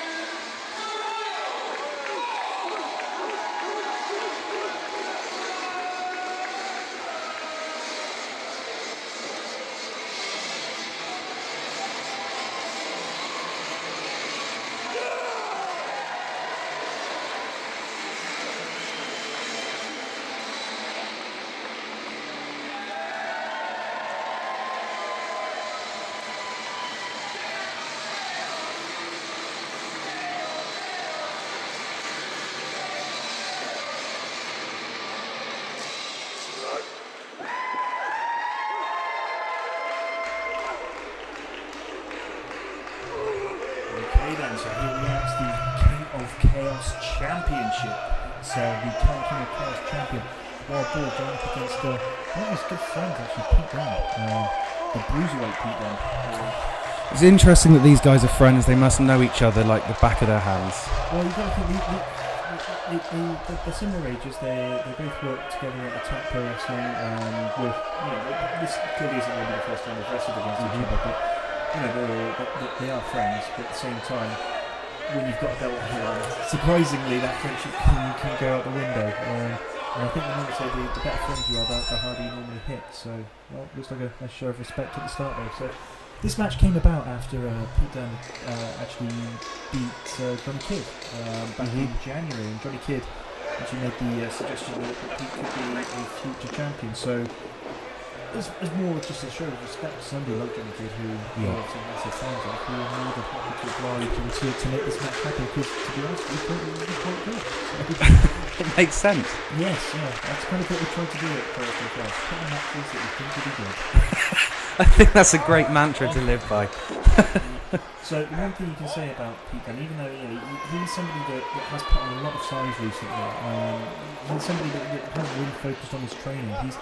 He's not as stocky as somebody like Wild Boar, but he's somebody that's easily put on 30 to 40 pounds just of muscle, I would say, over the past 4 or 5 years of knowing him. Wow.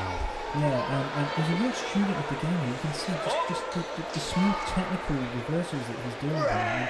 I think if this is down to pure wrestling, Pete's probably going to have the advantage here. That's no disrespect to Wild Boar, who himself is a fantastic wrestler, but as we said earlier, Pete did beat Johnny Kidd.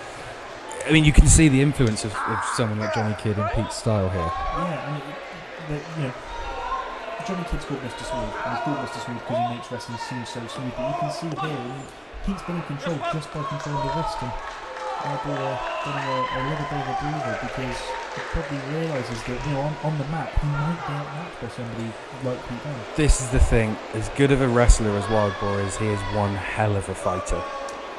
Yeah, I mean, you'd probably say he's a complete package in terms of, he's a good all-rounder. He's still good for top rope, a good size. So, yeah. And that's what trying to pick up the pace out. And that was a hip toss there, but almost from a strength point of view. There's a stalemate. You see, this is what we're talking. In terms of build, these two gentlemen aren't too dissimilar now. I'd say going back 5 years ago, maybe Wild Boar would have easily outshowed them, but certainly not tonight. And again, neither man's going. The bruiserweight goes down. That was a hell of a shoulder. I think that look tells you that Pete realises what he's in for. But again, a sign of respect there. That was not a show of respect. What is Pete Dunne thinking? That is, of all the people you'd want to slap. Why would you slap the Wild Boar? I think we both know where we are now with this one. I think that respect is out the window, and there we go. You could feel this is turning into a fight. You could feel the mood change there. This is flapjack, reverse flapjack, and top onto the back there. And this is the thing about Boar. He's somebody who's smart. He'll use his body as a weapon. He's not afraid to do that. And he's going for a package power driver earlier, perhaps. Going up, is he going to hit it? Boar knowing what was going to happen though. Wait, he's using the referee there to try to get out. I'm not sure the referee saw that, but I mean, I think this friendly rivalry is something going sour. There's no other way to say it. I'm a bit shocked by the actions of the bruiserweight. I'm not sure the bruiserweight shocked by his own actions. No. He looks like he knew exactly what he was doing there. He wants to win the King of Chaos Championship. You can understand that, but you can, of course. And at what cost here? Because friendship looks like an acceptable cost. Clearly. I must say, I'm a little disappointed in Pete, to be perfectly honest with you. But when needs must, I guess. I mean, you can kind of justify it almost, but can you? You can try to, because there's a championship on the line, and these guys are professional wrestlers and professional athletes. I mean, I was going to say something earlier about the better friends you are, the harder you hit. I was going to suggest that these two are clearly really good friends, but just based on what we're seeing, but I'm not sure that's the case anymore. I'm not sure there's going to be a handshake at the end of this one after that. I think the Wild Boar's learnt his lesson in trying to shake hands with Pete Dunne at this point. straight into the ring post. That might affect his chops in the future. Could potentially have broken a finger. But here comes the Wild Boar there with... Oh, look at that. See, this is the thing. Wild Boar is somebody that, is not tall in stature. I think everybody knows that. He's not above 6 foot. But what he can do is that unique offense going through the bottom ropes there. That's not something you see it's from... not something you expect. No, not at all. With suicide dives, you normally hit, say, the shoulders of your opponent. What Boar's actually doing is actually hitting the midriff when he goes through. Almost spearing them when he goes through those ropes. Clearly Boar taking his time now, realising after that dive that he's got the control back here. I can feel every one of Boar's chops. Well, I'm sorry you can feel those because and there's a slap back there. Clearly still feeling the effects of that low blow though, as you see with a minor adjustment of the sights. Ooh, was that a stamp on the hand? That was a stamp straight to the fingers of Wild Boar. Pete Dunne. He does not want to get chopped in the chest again, so he's going straight after Boar's fingers. You know what? That's smart. It is. Because to do most wrestling holds, you need to have grip. You need to be able to be able to hold your opponent. And straight to the elbow. But the thing, not just the elbow. The elbow was connected to the wrist. Yeah, exactly. Which was hitting the floor. So you're doing that. You're not just hurting the fingers. You're hurting the wrist. You take away his arm, and Wild Boar's patented finishing manoeuvre is the package pile driver. That requires pretty much all the core parts of your body. It requires his legs, it requires his arms, it requires his fingers. You can't do it with a broken wrist. You really can't. I mean, Pete Dunne, it seems like he is desperate to win this championship, and he'll do anything to get there. It's just a shame. It's not like you're mad, you're just disappointed. It's the best way to say absolutely. It. Maybe this is what Pete thinks he needs to do. Is it worth it? We'll find out at the end of this match. I think he's quite intelligent on Pete's part, because obviously being close friends with Boar's come into this match thinking it'll be sportsman-like contest and a wrestling match. And Pete has taken him out of his game. Look. You can see Pete was in trouble just looking at the snapback of his head with those chops, but just going straight to an eye gouge there. It's not pretty. It's not the first thing you learn in wrestling school, but it is effective. It gets the job done. Which it seems like that's all Pete Dunne wants to achieve here. He doesn't care about the consequences or his friendship or anything else. He just wants to win. I mean, not I want to try to use a football analogy, but if you're going to play long ball and try to win ugly, a win is a win. Absolutely. Back to the fingers. Look at those. Every single one of those almost taking pleasure. I'm not sure we need to describe that or explain that. That is just... That could have dislocated his shoulder at that point. If not the elbow. I mean, this is the thing about Pete. He's almost like a surgeon in there when he gets down to this sort of pace. He's slowing it down and he's doing it deliberately because... I say that, but... Boar is still doing what Boar does best and hitting people. And I'm not sure how wise this is because he's hitting him with the arm. It's becoming working, so it's got to hurt. It's got to hurt Boar. Hitting him with that arm, which he's been doing all these things to. You can see the look on Boar's face. He doesn't give a damn how much he hurts himself. I'm not sure it's a wise tactic. It certainly isn't wise. I'm going to say it now. Pete Dunne has the best slam in British professional wrestling. That scoop slam is beautiful. As much as it pains me to say it with his current tactics, I'm a big fan of but that it slam. works, and Boar is still down. They do, and it's not like a stalling slam. It's no wasted motion with it. So Pete Dunne's someone who does, clearly looking at the size of his legs there, does a lot of deadlifts now, a lot of power there when he does that. He knows exactly how. Like I said, using his legs. Interesting thing about Pete as well is that you notice there's no knee pads. So why not do more damage? Exactly. He's the kind the knee pads are normally there to protect you as a performer. You might see people remove them to do certain moves.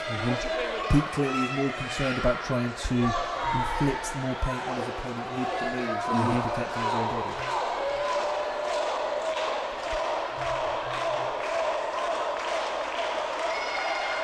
Interesting, they're holding the bird. But look at beautiful! What a beautiful That's suplex. turned the tables straight, or has it? Well, see, this is the interesting thing. Both men are down. You know, as I mentioned earlier, Boar's size actually works to his advantage, especially with a lower base of gravity of this. When it comes to things like suplexes, almost Taz-like. Yes. He can pop his hips at a much lower point, which can really help arc people over for those sort of suplexes. And he's got an array of them in his arsenal.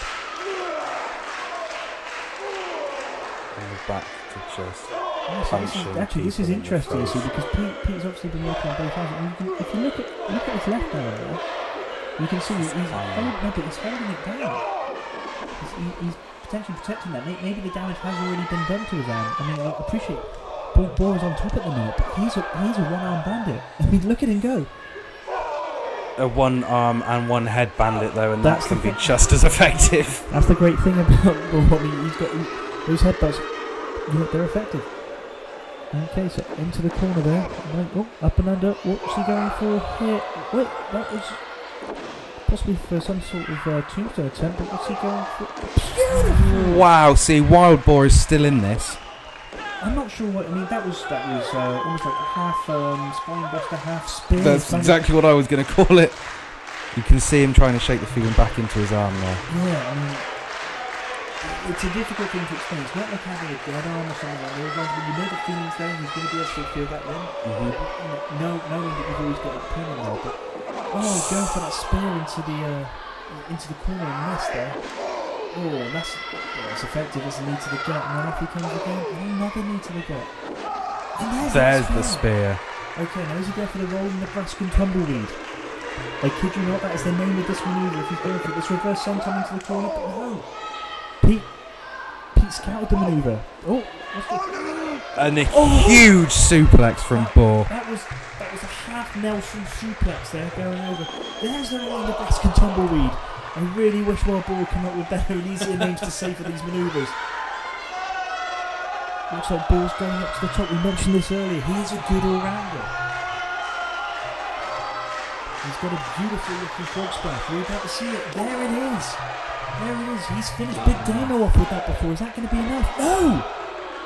No, it's not. He beat Big Damo Collar with that last year at Pro Wrestling Chaos, but not enough to put down the Bruiserweight.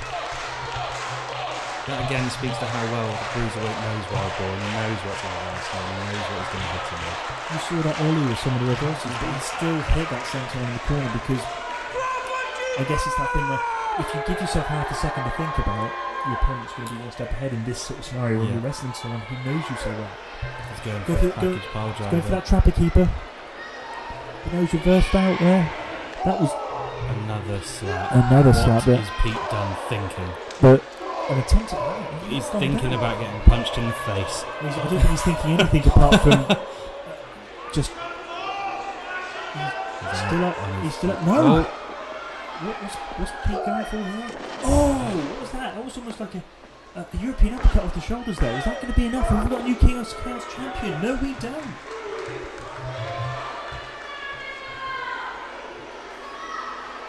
This really is a seesaw here. It seems like as soon as one man gets control, Pete again goes straight back to his fingers. See, this is what I'm saying earlier. The left arm earlier was hurt. Now he's going to the right arm.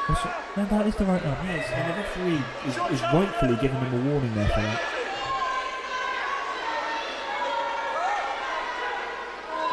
His fingers, just the way that he's working this it's uncomfortable to watch.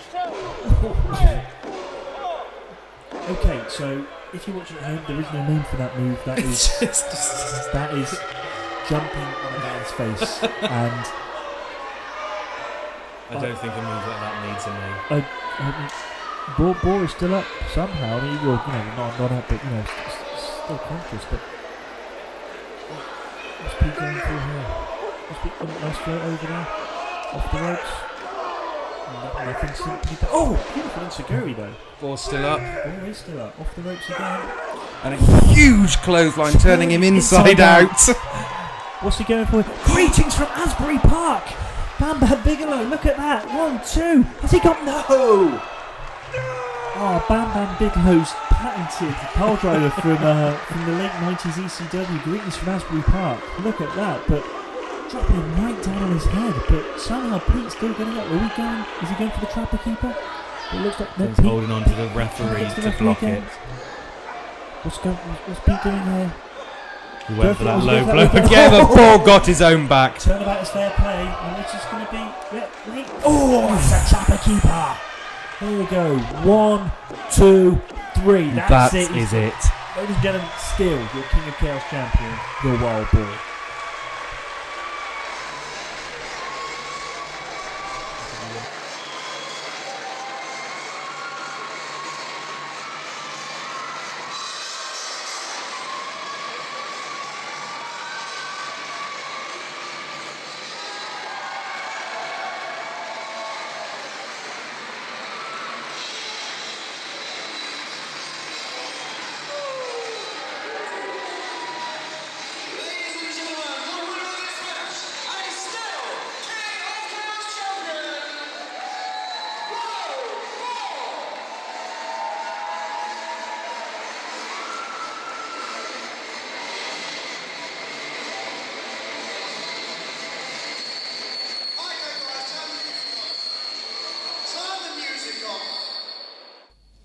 Hey Pete, how you doing?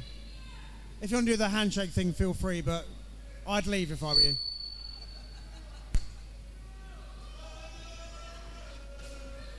Alright, there's no need for that. Get out of the ring. Don't think about touching me. Boar. Come here. Hold my beer so I can get in the ring. Hold my beer so I can get in the ring. Good boy. Don't drink my beer. Alright, if you want a bit of the beer, you can have it. Go on. Do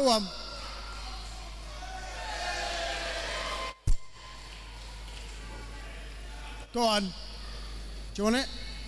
Go on. If you want it, you can have it. That is for saying well done, because you are bringing something special to this title. You are a fighting champion, and you should be proud of what you're doing. Everything that we are putting in front of you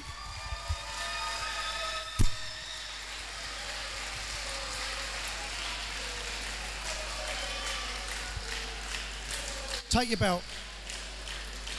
Give me my beer back. Thanks. Everything we're putting in front of you, you are beating. So as a reward of the next show, I'm giving you Dave Mastiff. Good luck.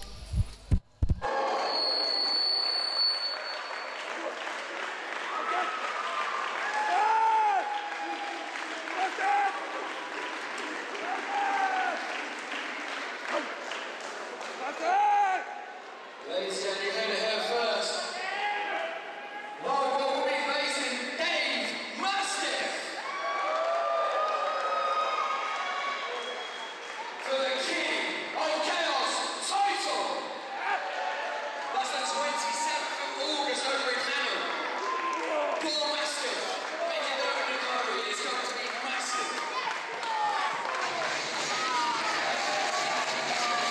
So ladies and gentlemen, once again, your winner and still King of Chaos champion, the Wild Boar.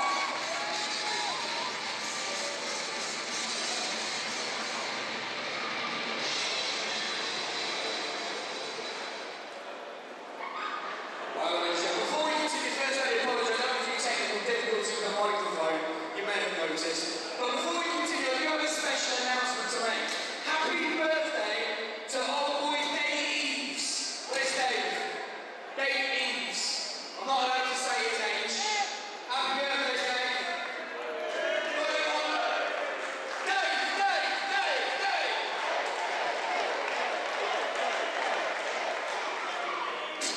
But ladies and gentlemen, are we ready for some more wrestling?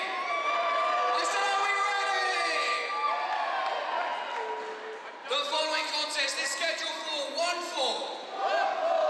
Introducing first,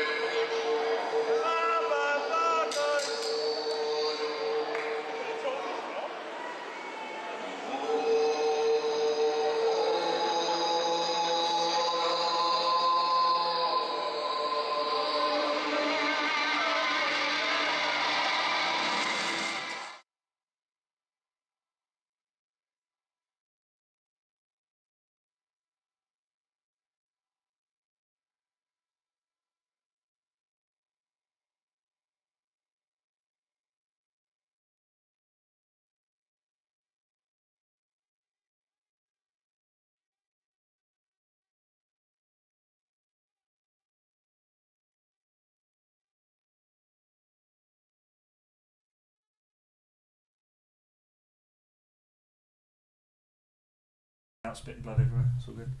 Oh, is he? Yeah. Okay. So many things I didn't know about. This is the problem. Who is this guy? How, do you know him or? So he is from the northeast. He's from Newcastle. He's trained by Rampage Brown. Very similar style. Cool. Obviously big, powerful with his approach and style. This match is going to be more like Godzilla versus King Kong than it's going to be any sort of art form. This is going to be basically down and dirty. Are we recording? We are. I wish I could do that. Oh, we recorded all that.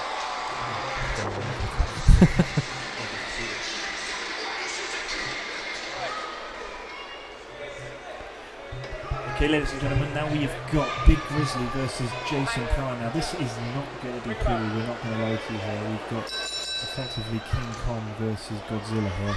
Two big, massive men. Big Grizzly, who's recently come back off suspension from Wrestling Chaos, against Jason Prime, a student from the northeast, actually trained by Rampage Brown, who's been on the circuit for a number of years in his own right now. And as you can see, I mean, there's potentially 500, maybe 600 pounds in the ring, not including the referee. So, I mean, Jason Prime is quite clearly the smaller man. Well, and it is relative. Incredible how strong he is holding his own against Big Grizzly. I guess you've got two kinds of big here, and it goes without saying that if you're looking at a rugby field, you've got your big guys on the scrum. Now, obviously, you look at someone like Grizz, he's going to be one of those big guys, but to be completely honest with you, he's dropped a fair amount of weight recently. He can move deceptively fast. It's the height difference alone. Yeah, Jason Prime is as strong. I'd be interested to know how much they can both lift. I really would, in terms of their bet. I wouldn't be surprised if it's similar. I really wouldn't. I would go that they can both lift lots. Much more than you and I. Much more than you and I combined. But as you can see here, but they keep going for colorable types, and there isn't anything between these guys. They just keep going back and forth. This is a classic one-upsmanship and a show of strength, and I'm stronger than you are. No, I'm stronger than you are. Well, they're both stronger than us. They certainly are. I mean, Grizzly looks a little bit shocked that the shorter man is manhandling him. Grizzly's obviously been in there with all shapes and sizes, but I'm not sure if he's ever been in the ring with somebody like the Primate, Jason Prime. Go off the ropes, nothing. I mean, that running into someone the size of Big Grizzly would have knocked most men down. You'd think that. I think one thing you can also say about Pro Wrestling Chaos is beards. Beards, yep. A lot of beards. Beards equal strength at Pro Wrestling Chaos, and we've clearly got a lot of strong guys here with all these beards. But which beard is stronger? Is it Primates or is it Grizzlies?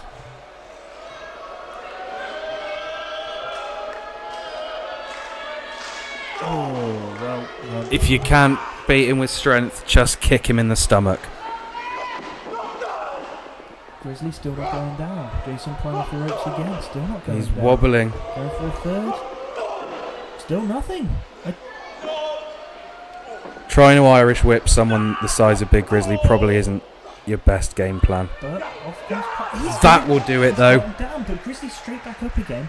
Almost shocked with how that happened. But, and he's taking him over the disc. This must be taking Grizzly out of his game plan and out of his head because he's not used to being knocked around. You're exactly right, Ben. I mean, this has got to be foreign territory for him.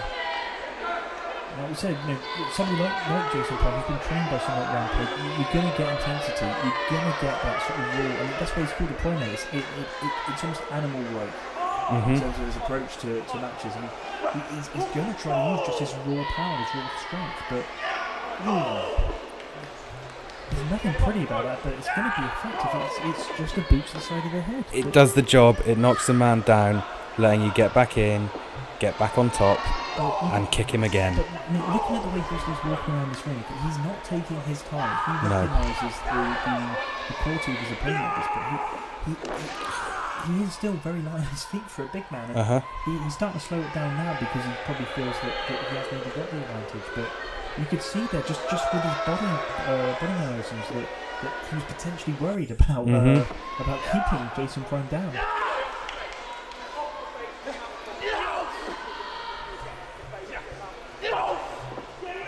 Prime's firmly on the back foot now, and he needs to think of something to get Big Grizzly back down. Or just don't. Do it, though. That's not going to do it, no. That's a very nonchalant pin there. I'm not sure that's showing your opponent respect that he reserved trying to pin them with 1 foot on there. No, it's certainly not about respect. And I think, Prime rightfully probably does feel disrespected there as he's back up there with a few shots to the head there. These guys are massive. Like we said, King Kong versus Godzilla. I mean, It certainly is. Neither man's wanting to give an inch, and they're both getting back to their feet. I mean, this is the interesting thing about this. So, Grizzly is chopping down Jason Prime, but he's not staying down. No. He's consistently getting back to his feet. That's knocked him down. Oh! That might just do it though. I mean, that was a very strong corner whip there, and then obviously all of his weight into the corner. Is that going to be enough? No, it's not. Jason Prime kicks out. You can see Jason Prime trying to shake it off here because he's been knocked around a few times there by Grizzly, and that's something, being someone of his size and his skill, perhaps he's not used to. What's Grizzly doing here? He's got his grabbing. He's got his mask. Is he? That's not going to be a wise move. I'm not sure that's the smartest thing you could do there, Grizzly. I mean, you're a bear. You shouldn't try to be a gorilla. That's not going to help you. Oh! Jason Prime is angry. Very, very, very angry. Wait, what's this? Oh, it was huge. Huge Samoa drop there. And Grizzly off the ropes now. Oh! The interesting thing about it, did you notice the way that he didn't jump high there? Mm-hmm. He didn't jump high, he didn't allow for the gravity. He actually almost swept his own legs out there to almost try to give himself more of a whip on that senton. It's an interesting approach to doing a back senton, because by doing that, you're almost controlling the speed of the fall. Yep. Prime off the rope. No, Prime holding the ropes there. Well, it's a huge headbutt to Grizzly's chest. You see, every single time that Prime looks like he's going to try to get back into this match, Grizzly finds just a little cut-off. Call it as it is, a tiny cut-off there, just to try to keep the man down. But again, Grizz perhaps giving the Primate too much time there. Oh, no, that'll do it. I spoke too soon, perhaps. I think Grizzly's starting to get a bit frustrated, and he decides he needs to start putting an end to things at this point. I mean, I think the one thing to say about this match is I'm not expecting this to go 45 minutes. No. These are two big guys. Ooh! Off the apron from Grizzly. I mean, you're looking at two massive trucks here that are effectively just crisply going back into each other. They're not going to have huge gas tanks. The pace is starting to naturally slow down a bit now because of the nature of both these guys' approaches to the match. You can see Big Grizzly there looking around, wondering what he needs to do. Is he going to the top rope? This can't end. Wait, see. Yeah. The strength of Jason Prime. Oh, I mean, with all due respect to Grizzly, I'm surprised the ring stayed in one piece there. That was a huge fall there. That was enormous. You can see Grizzly's shocked. Jason Prime with a huge forearm there, massive leap. Again, just trying to knock down that big redwood. Off into the corner, gets in reversed. Wait, blocked into the corner. Grizzly follows up there, but a big one. Was that a tooth? I think that was a tooth. Big clothesline there from Primate. Grizzly doesn't know what's going on. He doesn't know what's hit him. He looks worried about the back. Oh, but a big boot there. That could be the leveler. Possibly going for a clothesline hit. Wait. German suplex with a bridge. Can you imagine just the leg strength that was required to try to get that man over? Nope. I don't have it. That was impressive. That was... Prime now looking for a corner stance here. What's he going to hit him with? Was that the shoulder into the... I think that was straight into the ring post. Yeah, favouring that arm. Big Grizzly with a big sit-down huge sit-down choke slam. 1, 2... Jason Prime is still alive. He's still in this. And Grizzly does not look happy. He's going for it again. Referee getting back in position. And I mean, Jason Prime kicks out again. Jason Prime is a specimen. I'm shocked. I mean, you know, all the credit in the world to Jason Prime. Like we said, you can see he's clearly in trouble, but there's not a lot. You know, there's fight left in him here. So what's Grizzly going for now? Seems to be finishing. This could be the end. What? What a reversal there! Big spear. Huge spear by the Primate. Is that going to be enough? Grizzly's got his foot on the ropes. Just getting his foot on the ropes in the nick of time. Wow. Half a second away. Almost an act of desperation there from Grizzly to I think try to so. keep in this match. I mean, perhaps he underestimated there, Jason Prime. Who's looking like he's on top now. Seems to be calling for something. Seems to be calling. I'm not quite sure what he's going to go for here.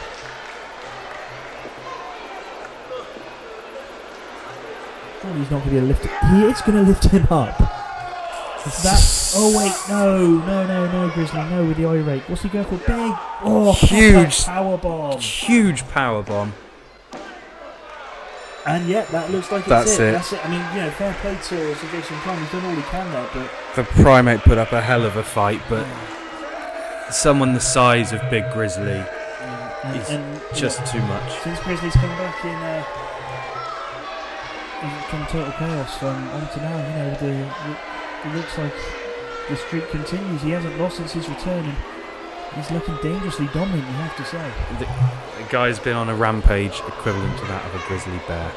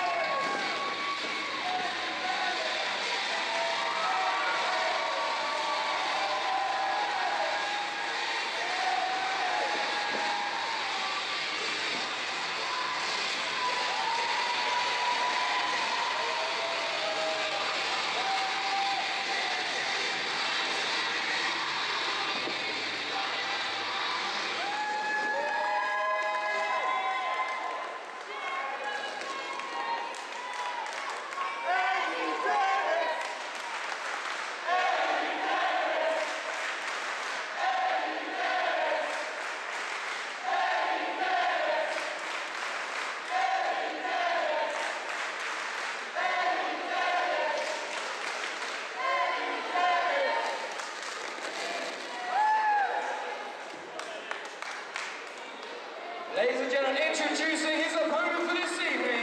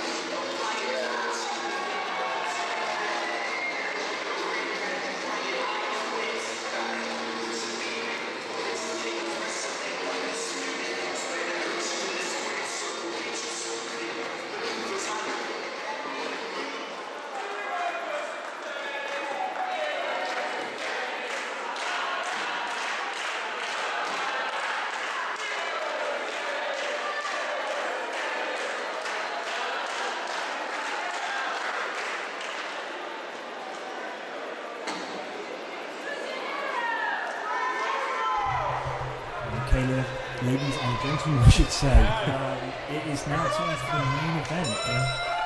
This is Chris Hero versus Eddie Dennis round 2. A special event.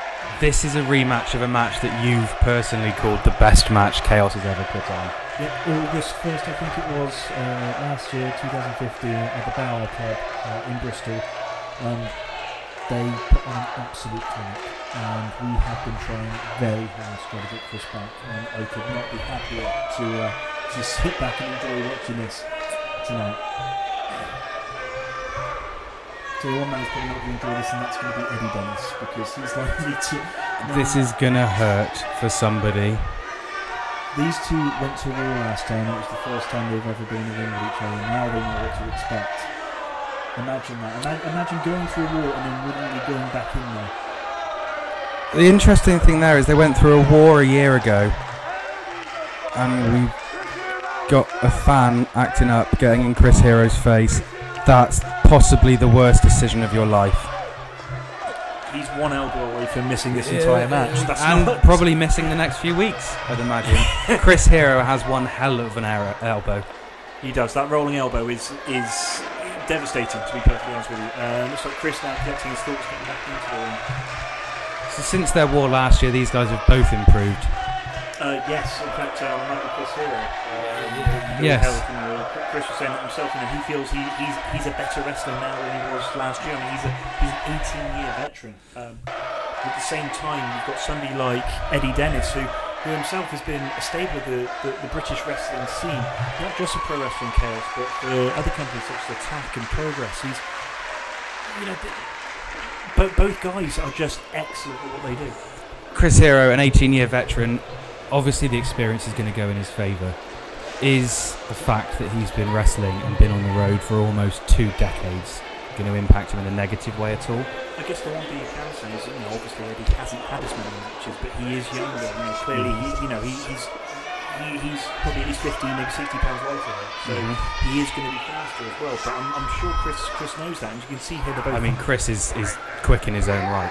Yeah, he's deceptively quick. I mean, it's no secret that Chris isn't a luchador, but the guy can still move around like that. It's quite impressive, and you can see here that a nice arm drag there from Eddie. Both men trying to feel each other out in the early stages of the match. You can see already, despite the fact that these guys have had one match with each other, they know each other so well. Full disclosure, Chris has stayed at my house, and he asked for matches from Eddie. He wanted to study Eddie. Oh wow! Okay. Yeah. He asked specifically first of all to watch the last match, because obviously he lost that match, so he's looking at why he lost that match. And as far as something like Eddie goes, Eddie, for those who don't know, I mean, Chris Hero last year, Chris is his idol. He's based a lot of his style around the way that Chris Hero wrestles. So it's not like he's a fan of, you can't call him a fan because clearly he's a great wrestler in his own right, but somebody that's been influenced by this, it's almost like facing a younger version of yourself in some respects. How does that affect you going into a match, knowing that you're going to be competing with one of your heroes, someone you've looked up to your entire career? Is that going to get in your head, and are you going to starting to doubt yourself? I mean, potentially the first match, I mean, you could argue that would have been the case, but you have to remember, I mean, from Eddie's perspective here, he won that match. Yes. So nice clip up. Look at that. You say Chris Hero isn't a luchador, but by God, if he doesn't act like one. That was, I mean, look at that. I mean, look, that was, and the interesting thing about the last match is Chris probably took a lot more control during that in the early stages. What you're seeing here is a more confident Eddie Dennis. Somebody that's not going to be led here. Somebody that's willing to take the charge. Show that he's grown himself as a performer. He's got the mark in the wing column, which is going to push your confidence through the roof. Eddie Dennis just needs to be careful that he doesn't get too confident, too cocky, and start leaving himself open to Chris's elbow. Exactly. Not to mention his kicks or whatever. Any other number of things he decides to hit him with. Exactly. And you can see the pace initially here isn't going to be going at full tilt. They've got time. They know they've got time. It's the main event. And also they're going for one record lock here. And this is the interesting thing about Chris Hero. Now, I mentioned earlier about his luchador experience, but he spent a lot of time in England. And wait, look at that! Nice. That is something you don't expect to see in a quote big man match. That's. As I was trying to say about the British style and how he's going to slow things down, he then sees something along those lines. So off the ropes there, Eddie. No, Chris, and see, this is what you get from being a veteran.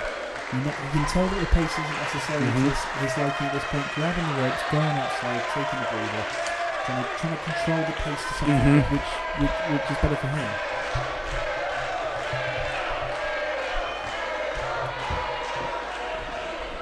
Eddie Dennis looks almost a bit disappointed that Chris Hero has decided to take a break.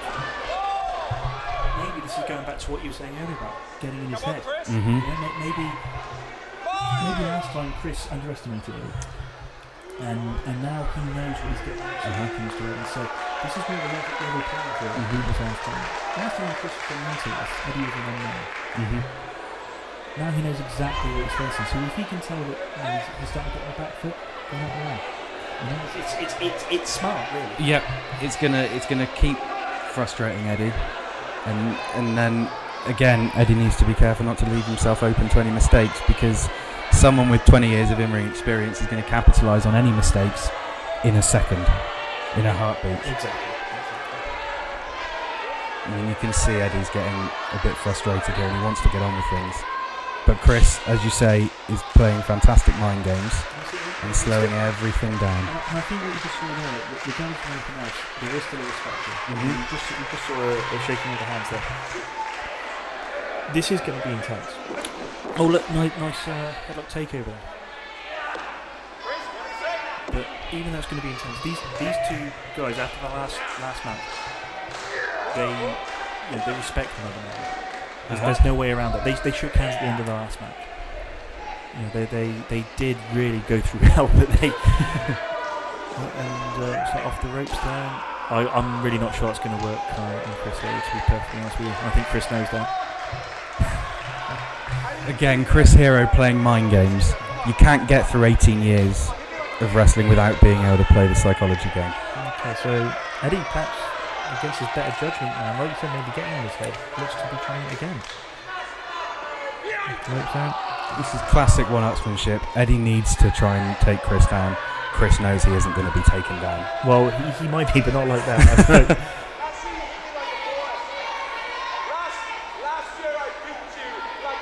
I think it's safe to say that we're maybe moving this to sort of in a pendulum. Maybe it started earlier with Eddie, but this is moving more towards sort of Chris Hero now. So you can see it, as you said earlier, Ben. Eddie clearly getting rolled up now. Chris is doing a fantastic job of keeping the pace exactly where he wants it. He's firmly in charge of this match. It's the classic thing. You can't beat a man if he stood up. Yeah. Oh, and that almost hurt Eddie more, but Eddie's getting fired up. He's going to go in his favour, or it's going to massively work against him. Okay, so looks like Hero's going to try it this time, and let's see how this works for the Welshman.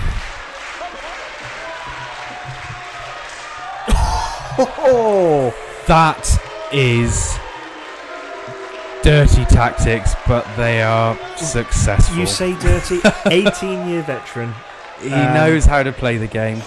And okay, off the ropes there with the sleep, going double clothesline there. Look at that. Wait, or maybe it wasn't. Sorry, maybe Eddie got the better in there, put him through with a full-on lariat. I think into the corner there. This has suddenly picked up a pace here. Oh, vicious elbow, putting the elbow there to the jaw.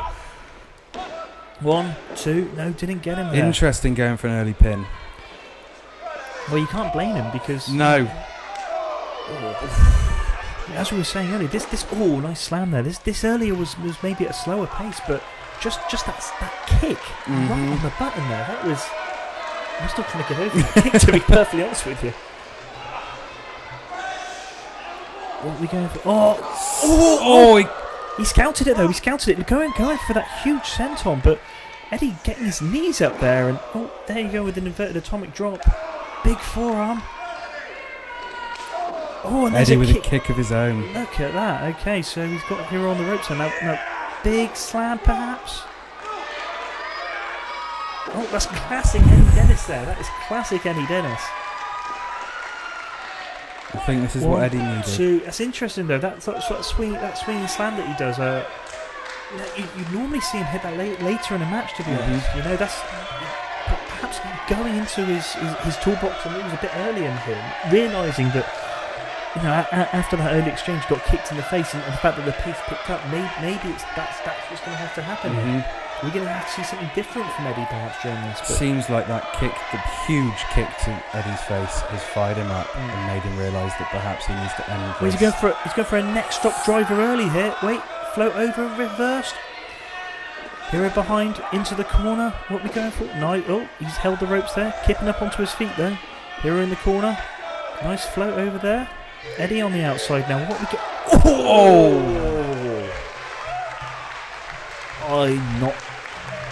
Eddie might be out. Eddie might be out now. That was a hell of a fall. That was not just a fall, but I mean the kick. I mean, I don't care how big you are. You cannot. There's only so many shots to the head you can take. I mean, that was. You can get kicked in the face a couple of times. You can get kicked in the face once, and it could be all over. I mean, you see it in UFC all the time. If you get hit on the button, you can. But no, credit to Eddie Dennis. Looks like he's getting back to his feet. You can see here that Chris has been studying Eddie Dennis matches. He knows everything he's got in his toolkit. I think it's that thing where somebody like Chris, if he can see a window, if he can see a gate of opportunity, he's going to take it. This big forearm there, and even though they're going to the outside, I'm sure the referee is going to be liberal with the 10 count because nobody wants to see this match finish in a 10 count. Another kick. This match is firmly going exactly the way Chris Hero wants it to. It certainly is now. We said earlier about the pace, and You can see from the fans they sense something has changed in the match. I mean, almost showboating now. I get. Oh, look, Chris Hero still breaking the 10 count, getting back into the. But Eddie Dennis fighting back. Oh. I mean, we don't need to explain this, ladies and gentlemen. I mean, you know, Chris Hero is called the knockout artist. There's a reason he's called the knockout artist, because he will knock you out. It's simple, it's effective, it's something that's tried and tested. If you knock out your opponent, he's not going to kick out, he's not going to be able to get up. This is why I like Chris Hero. He has the respect, he has the sportsmanship, but if he wants to beat you, he will do it in any way he can. And that's the interesting thing, because Chris Hero hasn't actually broken any rules here. No, he hasn't. Playing by the rules, he's not cheating. There's a level of sportsmanship, but he hasn't broken any rules. He wants to win, he's been doing it for 2 decades, he knows how to win. Yeah. Oh, but look, Eddie Dennis is back in. Still I mean, getting back credit to Dennis here, but you have to say, I mean, you know, literally and figuratively on the ropes here. And that was the actual correct use of the word literally there. I mean, Eddie's still hanging on to the rope. You've got to think he's just running on instinct now. I mean, I don't know if you've ever been sort of knocked out, if you've had, you know, if you've taken a shot to the head or anything like that. But Eddie, how is Eddie Dennis still holding on to the ropes? How is Eddie Dennis still conscious? That's 3 huge boots. He's begging for more, though. Oh, wait, that's a. I'm not sure that was a full rolling elbow, but I mean that was a hell of a shot to the face. And it looks like Chris is potentially happy to win this one by count out. I mean, a win is a win. A win is a win, and Chris has been wanting to get it win back for a year. Exactly. That must play havoc with your mindset. We've tried hard to get Chris Hero back, but you know this was the first available date we had for him. But is Chris grabbing some water there, perhaps? He's being smart, you know. It's not against the rules. Eddie's back in though. Eddie's back in. We talk about respect. I don't know where that stands anymore. I'm not sure. Drop kick there into the face and going for a pin now. Chris perhaps realising that Eddie's just not going to stay out. I think Eddie's come into this match. There's the senton. There's that senton you went for earlier. Eddie's come into this match thinking, I won last time, I can win again.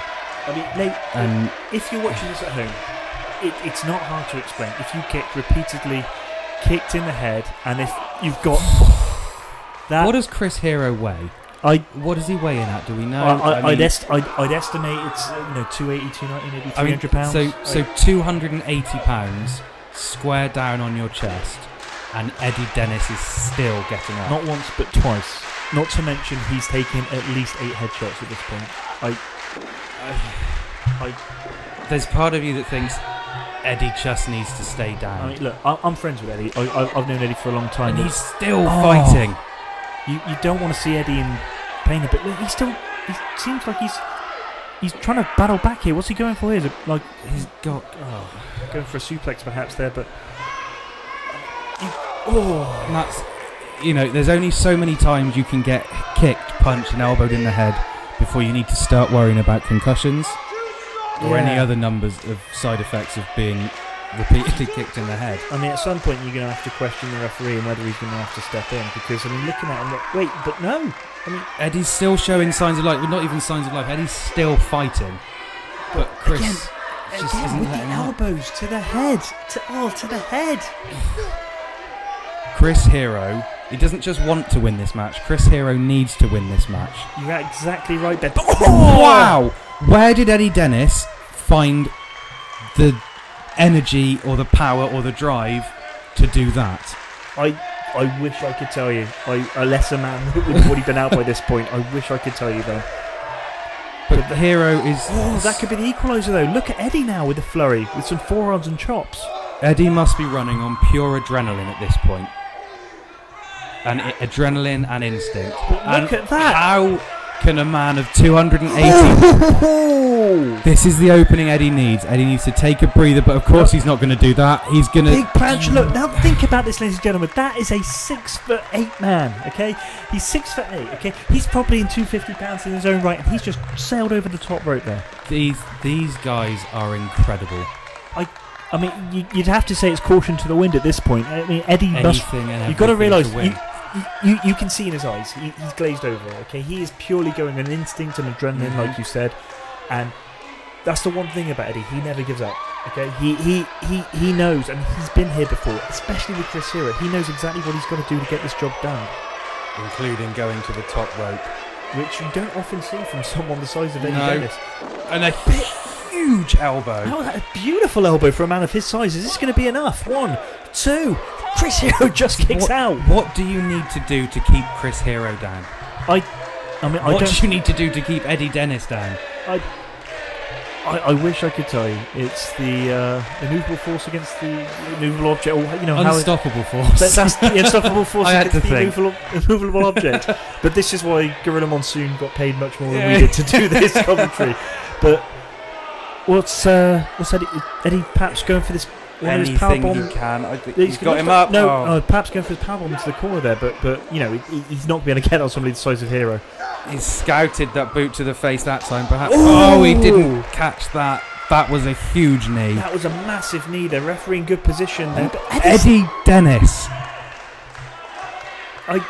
I'm lost for words. I am lost for words. You said it was a war last time. This feels worse. I mean. What's going through Chris Hero's mind? I mean, he's hit Eddie Dennis with everything, including the kitchen sink. He's still got those elbows. I'm still expecting he's going to go to those elbows, but it's kind of like you're trying to chop down a tree. You know, you use every tool you've got, and such as that huge splash in the corner. Off the ropes there. Eddie's still fighting. He's rolling elbow. Rolling elbow, that's got to be it. That's got to be it now. That's got to be it. Eddie kicked out! How has Eddie kicked out? Now, Chris Hero's rightfully, just like I can't believe it. He can't believe it. I mean, I think he's just asked the ref to check Eddie Dennis and count him. You can't blame him at this point. I mean, it's wrestler's instinct. It's this thing where you still get that rush to try to kick out from a 3 count. It's really difficult to explain. I mean, it's almost like that sort of that last reserve you've got, but you can see that can take it out of you. I mean, still, even though he kicked out, Eddie is still out on his feet at this point. Oh, massive forearm there. I think at some point here the referee needs to step in because, or at least just to check on him. Make sure he's still conscious. Oh, which after that I don't think he is. No, he's still the head's moving. The head is still up. The head is still up. I mean, the ref, to be fair to him, there is stopping Hero, getting into the corner. This isn't the kind of thing you'd often see in a normal match, but I think in fairness to Hero, he probably recognises that he doesn't want to necessarily hurt Eddie. He's just trying to beat Eddie. And it takes a hell of a lot to beat Eddie Dennis. Oh, and again, but he's still on his feet. Eddie seems to be firing up.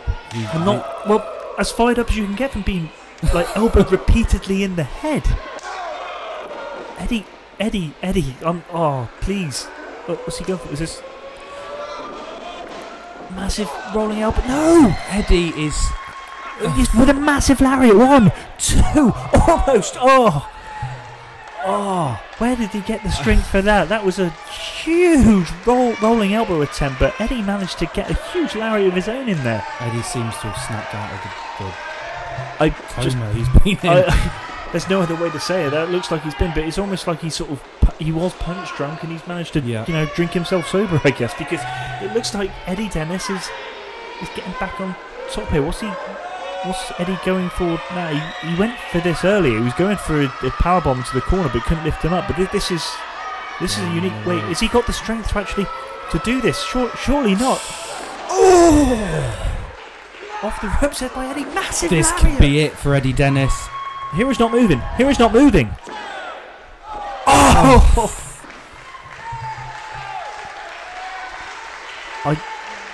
These guys are defining resilience. This is something else. I just don't know what to say, Ben.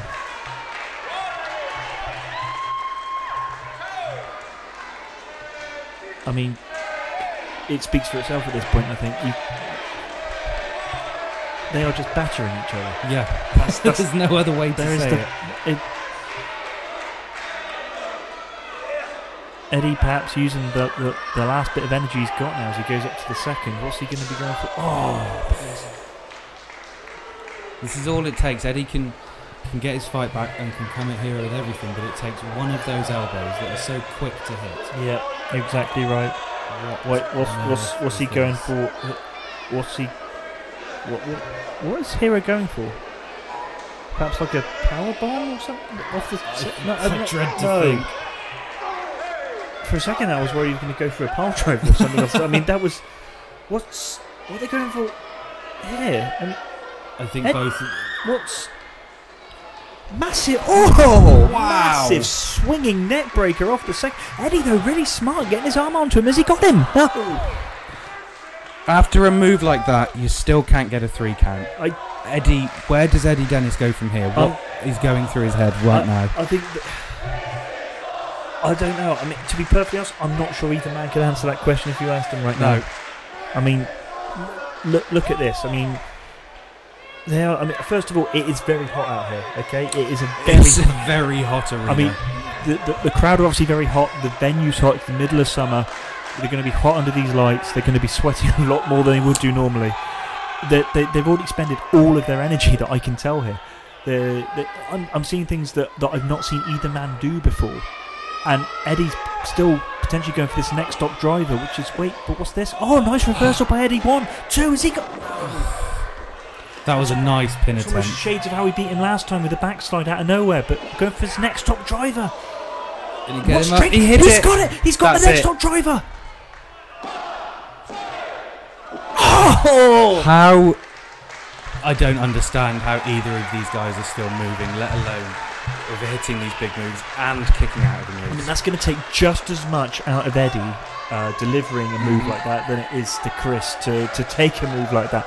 I mean, as we said here, Chris isn't a light guy. It expands a lot of energy to try to lift up a man like that. That next stop driver is dropping right on the back of the head. Very similar to some of the stuff we've seen from Hero earlier. Both men are trying to attack the head, trying to knock the other man out. And it's just... It's not working. and lesser men would have been out minutes ago, if not 10, 15 minutes ago. But Eddie, again, going to the top rope. This is...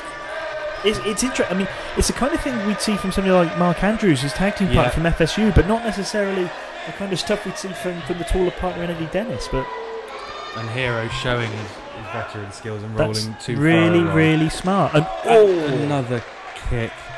Like we said earlier, if he's got an opportunity, he's got to get... another kick. Oh, and there's that elbow. And there's a rolling... No! What? Oh! That's got to be it. That's it, Eddie's surely. out. That's 4 massive shots to the... Eddie Dennis kicks out! Chris Hero, though, straight back onto him. See, this is where Chris Hero's... Oh, wait. No, surely not to the back of the... Oh! That's it. That's got to be done.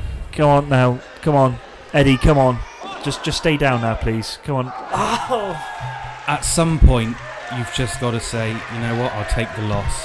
And there's no shame in that at all. There is really... I mean, look, Chris Hero is still getting up in seconds, and he almost looks fresh. He looks like he's been reinvigorated. I think... Has the referee stopped it? Is the referee... I think... Did he call the match?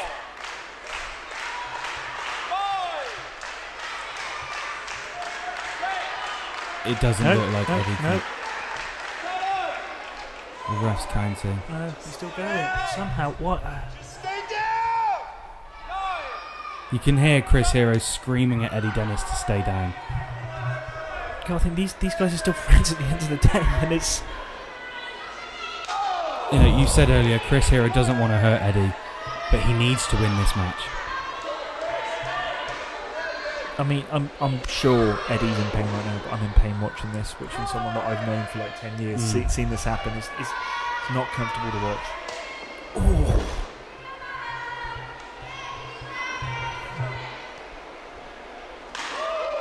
I almost feel like Mickey and Rocky 2 just trying to tell him to stay down at this point. It's...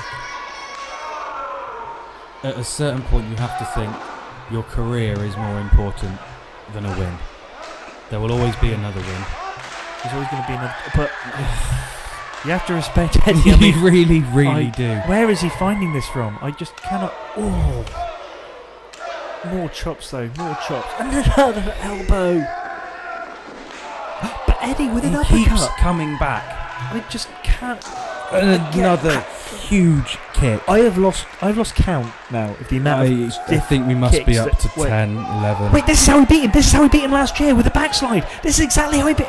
But Chris has countered it. What's he going for here? Wait, what's this? Wait, Oh! That was right on his head.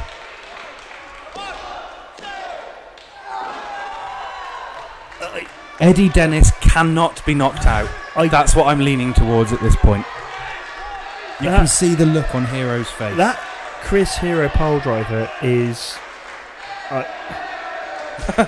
that sums up my thoughts on it as well. Put this into context. So a normal pole driver, you would lift them up. You would normally get control over it yourself to be able to drop down with it. Mm-hmm. What Chris does with the way that he drops that pole driver is he almost rocks back at the same time, which gives more impact to the back of the neck. It gives more impact on the top of the head. It's even more devastating than a normal pole driver. And Eddie Dennis is kicked out. The way Eddie's body slumped as he landed on his head. There's that roaring elbow. He's got that off the... I mean, that surely... How many pin attempts have we had in this match? And how many times have these guys kicked? It's been dozens by this point, and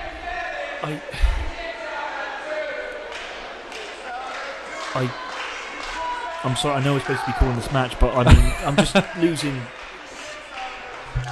There's only so many times you can say hit in the face. But he's still getting up from it. Oh, just again. Step up knee there.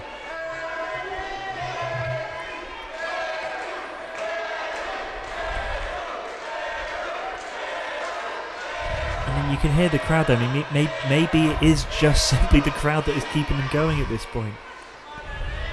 But Eddie there, just he's kneeling up, and it looks like Hero's planning. Oh, that was a rolling elbow to the back of the head. The ref's pushing Hero away now. What's...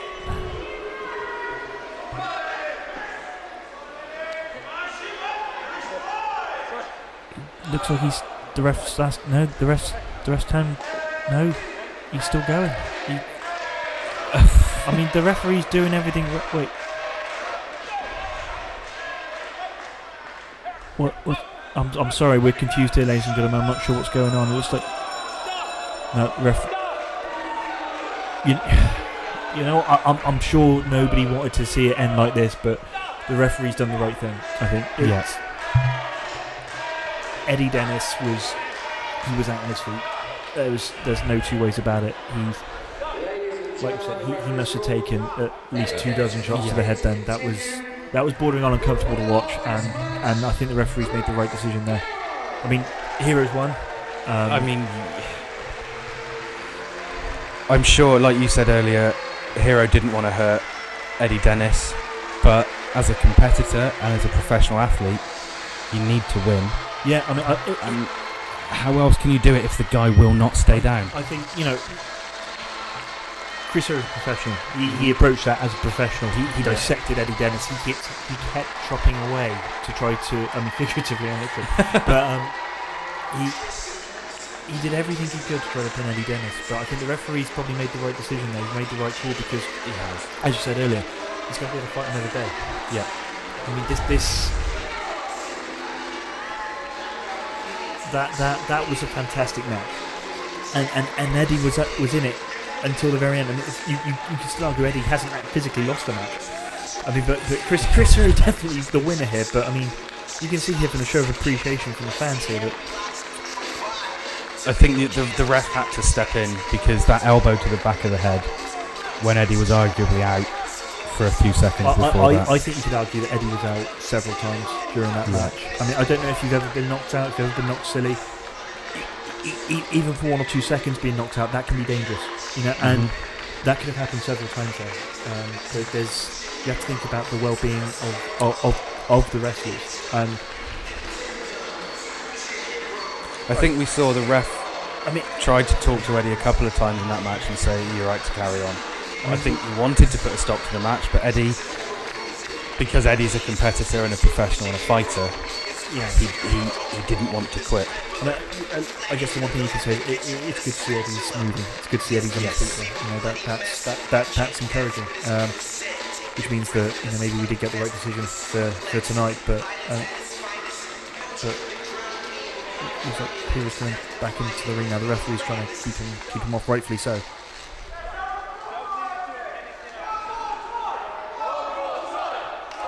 It almost seems as though this has got a bit personal between these guys. I know they're friends and they've got mutual respect, but whoa! What's Hero doing here?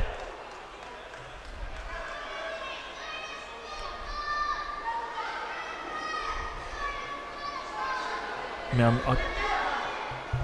don't know what to. Oh wait, no, he's going for the microphone. Let's hear what Chris has got to say. You people in attendance, would you agree that Chris Hero has more than made up for his loss to Eddie Dennis's backslide last summer?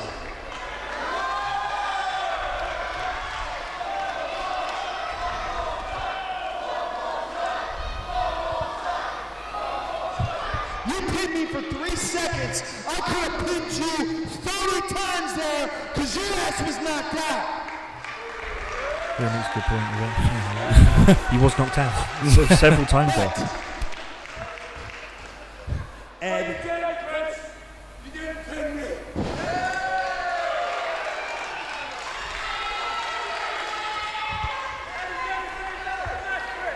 Well,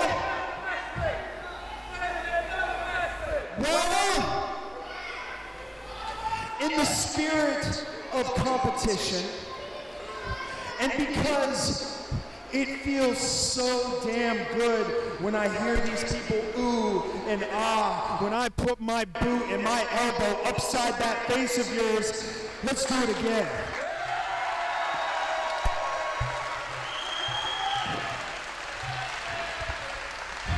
Hold on.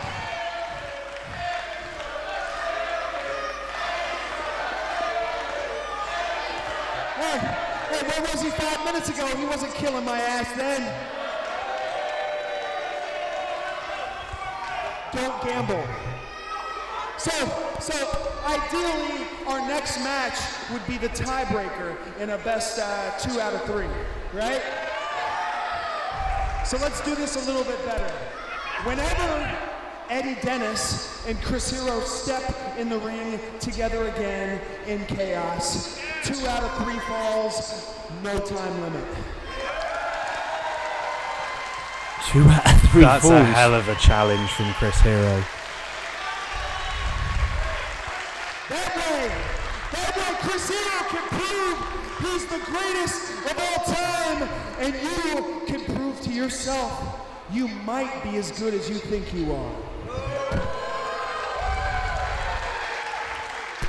Well, there you have it. The challenge has been set. I mean, Chris Hero sounds like he's going to return somewhere down the line. Chris Hero's not happy with 1-1. Well, ladies and gentlemen, Between Chris Hero and Eddie Dennis has never been about proving who the better man is. This thing between Eddie Dennis and Chris Hero has turned into something it was never supposed to be.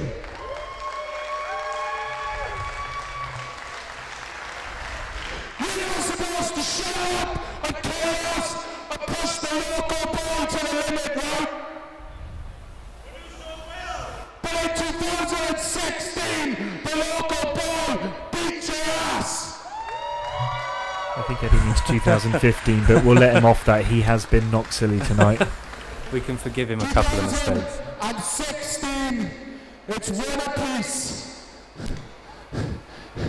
Now get back in this ring and shake my hand to make 2 or 3 falls. Awesome. Seems like Eddie's accepting Chris's challenge. This is round one was spectacular. This was potentially better. 2 out of 3 falls with no time limit. I mean, part of me's thinking, do we even need to put on any more matches that night? Because those two will probably do it. I think. I mean, I can't. I don't know when. I don't know where. But I'm sure that Chaos will work very, very hard to make Chris Hero, Eddie Dennis, 2 out of 3 falls, no time limit happen. All I need to do now is to shake hands to make it official.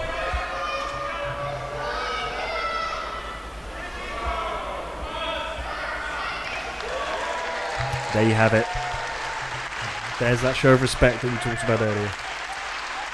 It's amazing that after the hell that both of them have just been through, that it can end on such a positive and respect-filled note. Well, I think that does it for everyone here at Pro Wrestling Chaos. I've been Dave Mercy. I've been Benjamin Allen. Thank you very much for joining us, and we very much look forward to Hero Dennis 3.